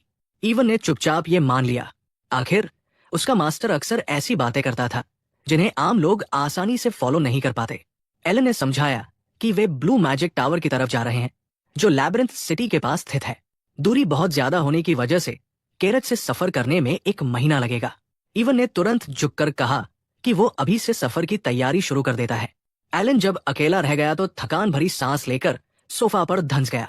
पूरे 1 महीने तक कैरेज में सफर करने का सोचकर ही उसकी एनर्जी खत्म हो गई, लेकिन उसके पास कोई ऑप्शन नहीं था। उसकी मना होल की प्रोसेसिंग को स्टेबलाइज करने वाला आइटम सिर्फ उसी रीजन में मिलता था। लैबिरिंथ सिटी का नाम सुनते ही एलन के दिमाग में पुरानी गेम वाले दिनों की यादें उमड़ आई। गेम में उसने उस नेवर एंडिंग मेज में अनगिनत घंटे स्पेंड किए थे। वो सिटी गेम के सबसे आइकॉनिक लेवलिंग जोन्स के सेंट्रल हब के रूप में जानी जाती थी। जितना गहरा जाता उतने हाईटियर आइटम्स मिलते और मेज का कोई अंत ही नहीं था। हमेशा नए फ्लोर्स सामने आ जाते थे क्योंकि लैबिरिंथ में मैजिक टॉम्स, एक्सेस और हीलिंग पोशंस जैसे आर्टिफैक्ट्स लगातार मिलते रहते थे। इसलिए ऑफिशियल मैजिक अप्रेजर की जॉब बहुत वैल्यूबल बन गई थी, इतनी की एक आरामदायक धनवान जिंदगी की गारंटी देती थी। ये सोचकर एलन को रीना याद आई, जिसने हाल ही में अप्रेजर एग्जाम देने की घोषणा की थी। उसकी प्रतिभा को देखकर एलन को पूरा भरोसा था कि वो आसानी से एग्जाम पास कर लेगी। लेकिन तभी उसके मन में थोड़ा सा गिल्ट उठाया। बाकी बच्चों को जो गिफ्ट्स उसने दिए थे उनकी तुलना में रेना को दिया गया गिफ्ट बहुत साधारण लग रहा था। बस एक आइटम अप्रेजिंग स्किल। उसे लगा शायद ये काफी नहीं था। उसने सोचा कि जल्द ही उसे कुछ अतिरिक्त सपोर्ट भेज दे ताकि उसकी भरपाई हो सके। सीन कट होकर पहुंचता है लैबिरिंथ सिटी एल्थानिया में, एक ऐसी हलचल भरी सिटी जो कभी सोती ही नहीं, रात में भी रोशनी और भीड़ से भरी रहती है। किसी किंग या नोबल का राज नहीं था यहाँ। एल्थानिया पूरी तरह एक्सप्लोरर्स, मर्सनरीज, आर्टिफैक्ट हंटर्स और किस्मत तलाशते वांडरर्स की थी। अगर कोई सदर्न डिस्ट्रिक्ट में मर्चेंट स्टॉल्स और इक्विपमेंट शॉप्स की लंबी कतारें पार करता हुआ आगे जाए तो संकरे गलियारों के बीच छिपी एक छोटी सी अप्रेजल शॉप मिलती। मियद भीड़ से दूर होते हुए भी लेजेंडरी थी, उसकी अनमैच्ड अप्रेजल क्वालिटी की वजह से। ज्यादातर उसके क्लाइंट्स नोबल्स या एलीट ए रैंक एक्सप्लोरर्स होते थे, जिन्हें बिल्कुल सटीक अप्रेजल चाहिए होता था, ऐसा जिसे आम अप्रेजर्स कर ही नहीं सकते थे। शॉप के अंदर एक नोबलमैन खुशी से दमक रहा था क्योंकि एक यंग गर्ल ने उसे बताया कि उसके आर्टिफैक्ट का अप्रेजल पूरा हो गया है। वो लड़की रीना थी, आंखों पर एक छोटी हरी मास्क पहने डिस्गाइज के तौर पर। मास्क के बावजूद उसकी एलिगेंस छिपती नहीं थी। लंबे हरे बाल, साफ हरी आंखें और आत्मविश्वास से भरी नजर। उसने नोबलमैन को समझाया कि उसके पास जो डिवाइस है वो मना से फ्लेम पैदा करने वाला एक रेलिक है। नोबलमैन ने शुक्रिया कहा और रेलिक एक्टिवेट किया। इम्प्रिंट दिखाई देते ही उसका चेहरा हैरानी से फैल गया। उसे उम्मीद ही नहीं थी कि ये रेलिक इम्प्रिंटेबल होगा। रीना ने शांत स्वर में बताया कि थोड़ी सी मना इनपुट से उसकी फ्लेम लगभग 1 घंटे तक लगातार जलती रहेगी। नोबलमैन खुशी से हंस पड़ा। एफिशिएंसी इतनी बढ़ जाएगी उसने सोचा भी नहीं था। शुक्रिया कहकर वो मियर्थ शॉप से निकल गया। दुकान शांत होते ही रीना ने अपना मास्क उतार दिया। अब उसका खूबसूरत चेहरा पूरी तरह नजर आ रहा था। उसने अगला आर्टिफैक्ट उठाया जिसे इम्प्रिंट करना था। उसे देखते देखते उसके विचार बहने लगे। मेयर्द की इतनी बड़ी शोहरत, जबकि दुकान छिपी हुई थी।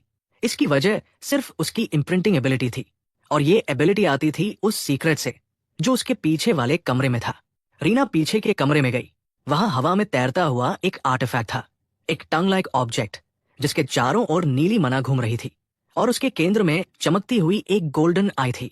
ऊपर चमकते अक्षरों में उसकी करंट स्टेटस दिख रही थी, इम्प्रिंट्स कंप्लीटेड 200 सेल बटा 500। रीना के होठों पर हल्की मुस्कान आ गई।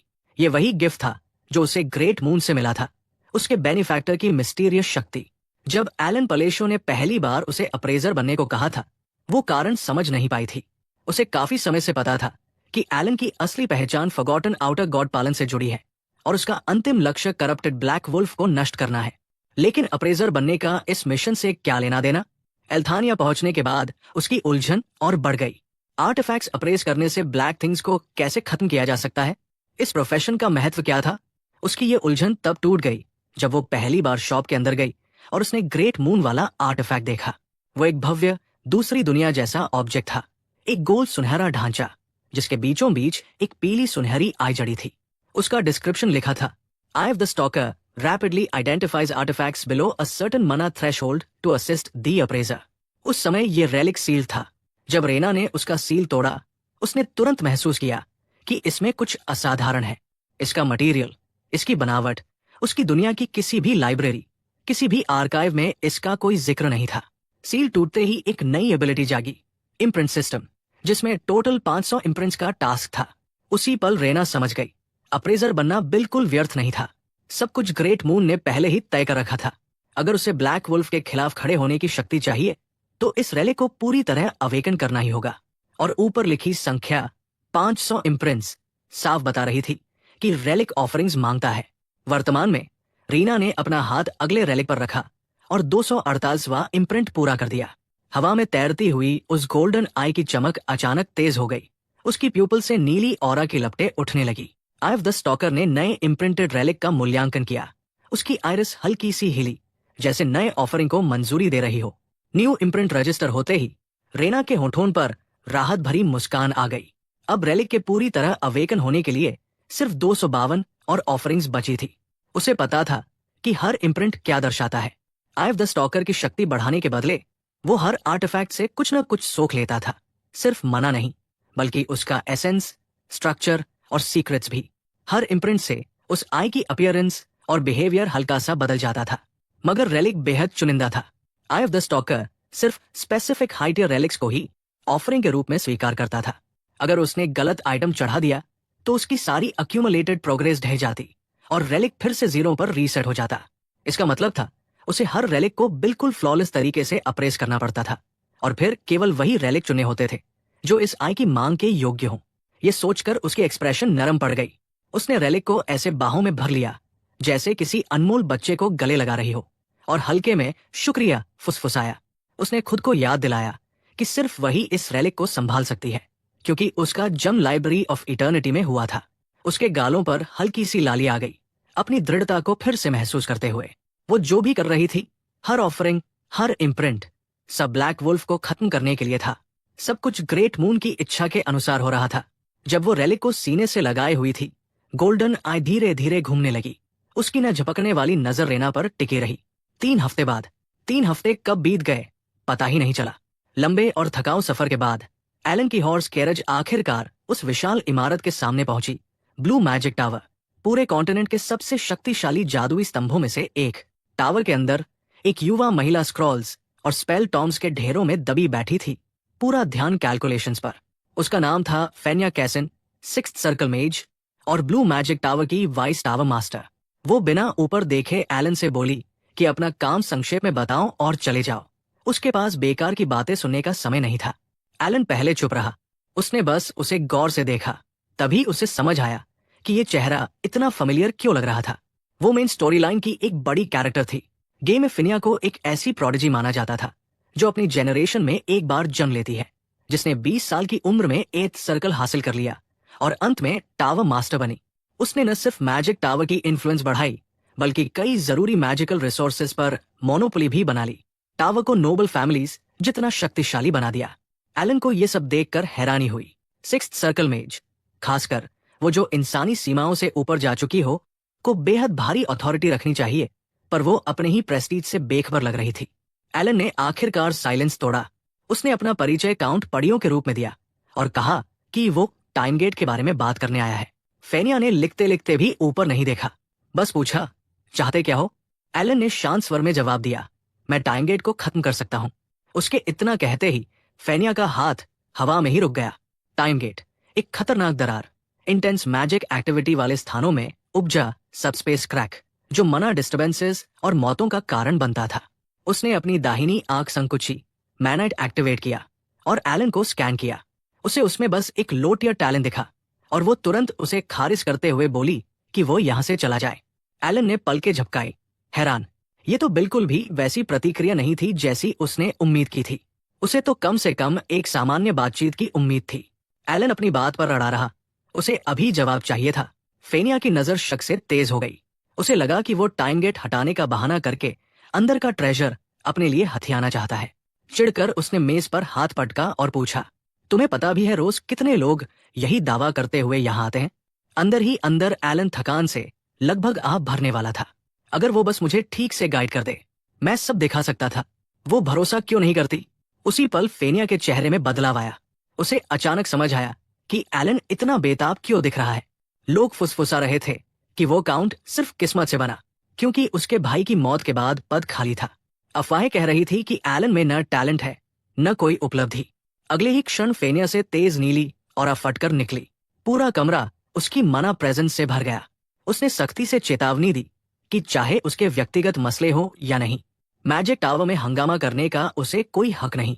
एलन भीतर से काम गया तो ऐसी अफवाहें चल रही थी, शायद इसलिए कि वो हमेशा लो प्रोफाइल में रहा। फिर भी वो सोचने से खुद को रोक नहीं पाया। इतना ओवरवर्क्ड एकेडमिक दिखने वाली लड़की, बाहर की दुनिया के बारे में इतनी जानकार और ताकत, उफ, उम्मीद से कहीं ज्यादा। इवन धीरे से उसके पास झुककर फुसफुसाया, सर, ये तो सिर्फ उसकी मना प्रेशर है। अगर हमने इसे नाराज किया, हम दोनों आधे में कट जाएंगे। इन हालात में घिरकर एलन आगे बढ़ा और अपनी मना पूरी तरह सप्रेस कर दी। स्थिर आवाज में उसने कहा, अगर मैं टाइम गेट हटाने में नाकाम रहा तो अपनी पूरी संपत्ति मैजिक टावर को दे दूंगा। फेनिया ने उसे खाली भाव से देखा। उसे पूरा यकीन था कि एलन बकवास कर रहा है, लेकिन एलन ने आगे कहा, अगर चाहे मैं ओथ भी ले लूं। इतना ऑफर तो आपके थोड़ा सा समय के लायक है ना? उसके चेहरे पर डिसबिलीफ से लेकर सोच विचार तक सब झलक गया। कुछ ही देर बाद दोनों असली टाइम गेट के सामने खड़े थे। फेनिया ने उसे याद दिलाया, जैसा वादा किया था, अगर तुम असफल रहे तो तुम्हारी सारी संपत्ति मेरी होगी। एलन ने बस शांत स्वर में कहा, ऐसा नहीं होगा। जैसे ही वो गेट में प्रवेश की तैयारी कर रहा था, फेनिया उसे हल्की सी उत्सुक मुस्कान के साथ देख रही थी। ये उसके लिए एकदम परफेक्ट मौका था ये तय करने का कि ये काउंट वाकई अपने काउंटी का मास्टरमाइंड है या फिर एक ऐसा मूर्ख जिसे बस किस्मत से टाइटल मिल गया। इतनी अफवाहें सुन सुनकर वो पक्का मान चुकी थी कि जवाब दूसरा है, और जो उसने अभी तक देखा था उसने उसकी उलझन और बढ़ा दी। एलन के चारों ओर भले ही एक अजीब सी इनह्यूमन ऑरा थी, लेकिन उसकी क्षमताएं कुछ भी खास नहीं। एक छोटा मना होल, थोड़ा सा अबाव एवरेज एनर्जी सेंसिटिविटी और टैलेंट जो केवल सेकंड सर्कल की सीमा पर अटका था। इतनी मामूली क्षमता के साथ वो आखिर करने क्या वाला है? उसकी नजर में ये तो बस दयनीय था। सच तो ये था, टाइम गेट को बंद करने की किसी को जरूरत ही नहीं थी। 3 महीने में वो खुद ब खुद गायब हो जाता, एक रेलिक निकालकर रिसर्च पूरी हो जाती, और इतिहास में किसी भी मेज ने कभी टाइम गेट मैन्युअली बंद नहीं किया था। फिर भी हर बार टाइम गेट प्रकट होते ही ब्लू मैजिक टावर को 2 साल तक केओस और शिकायतों से जूझना पड़ता था। फेनिया इसे बहुत अच्छी तरह जानती थी। अब वो और एलन सीधे उस अनस्टेबल क्रैक के सामने खड़े थे। फेनिया ने कहा कि अगर वो वाकई कुछ करना चाहता है तो बस कमरे में खड़ा रहना काफी है, ज्यादा नाटक की जरूरत नहीं। फिर उसने गौर किया कि एलन की पोस्चर कुछ अजीब है। उसकी आवाज में इरिटेशन तड़प उठी। क्या तुम सच में हाथ को मैजिकल मीडियम की तरह इस्तेमाल करने वाले हो, स्टाफ के बिना? क्या तुम पागल हो? ऐसा तरीका एंशिएंट टेक्स्ट्स में प्राइमल सॉर्सरी की तरह लिखा था, जैसे किसी परीक्षा का जादू, ना कि असली स्पेलक्राफ्ट। फेनिया ने मन ही मन उसे डांटा। उसे बोला कि बेवकूफी छोड़कर बाहर चले जाए, और तभी सब कुछ रुक गया। हवा थम गई, मना फ्लो थम गया, आवाजें गायब। फेनिया की आंखें फैल गई। उसका शरीर हिला नहीं, कोई मैजिक प्रतिक्रिया नहीं दे रहा था। जैसे दुनिया को पॉज कर दिया गया हो। अलार्म उसके अंदर उठने लगा। उसने अपनी राइट आई की परसेप्शन एबिलिटी एक्टिवेट की और जबरदस्ती फेनोमेनन को एनालाइज किया। और फिर उसने देखा एलन के आगे बढ़े हुए हाथ के सामने कुछ बन रहा था, कुछ असंभव। एक क्लोज्ड रेड आई चमकते हुए प्रकट हुआ, हवा में लटकता हुआ। एक पल बाद वो आंख खुली और उसकी नजर सीधे फेनिया पर टिक गई। उसकी रीढ़ में ठंड उतर गई। ये जादू नहीं था, कम से कम उसकी दुनिया के किसी भी स्कूल ऑफ मैजिक का नहीं। ये कुछ और था, कुछ कहीं ज्यादा परे का। हे गाइस, अगर आप अभी तक देख रहे हो तो दिल से थैंक यू सो मच। अगर नेक्स्ट एपिसोड मिस नहीं करना चाहते तो सब्सक्राइब करो और बेल आइकॉन दबाना मत भूलना। लाइक और कमेंट जरूर करो, आपका फीडबैक मुझे और मोटिवेट करता है। और एक बार फिर से thank you so much for watching.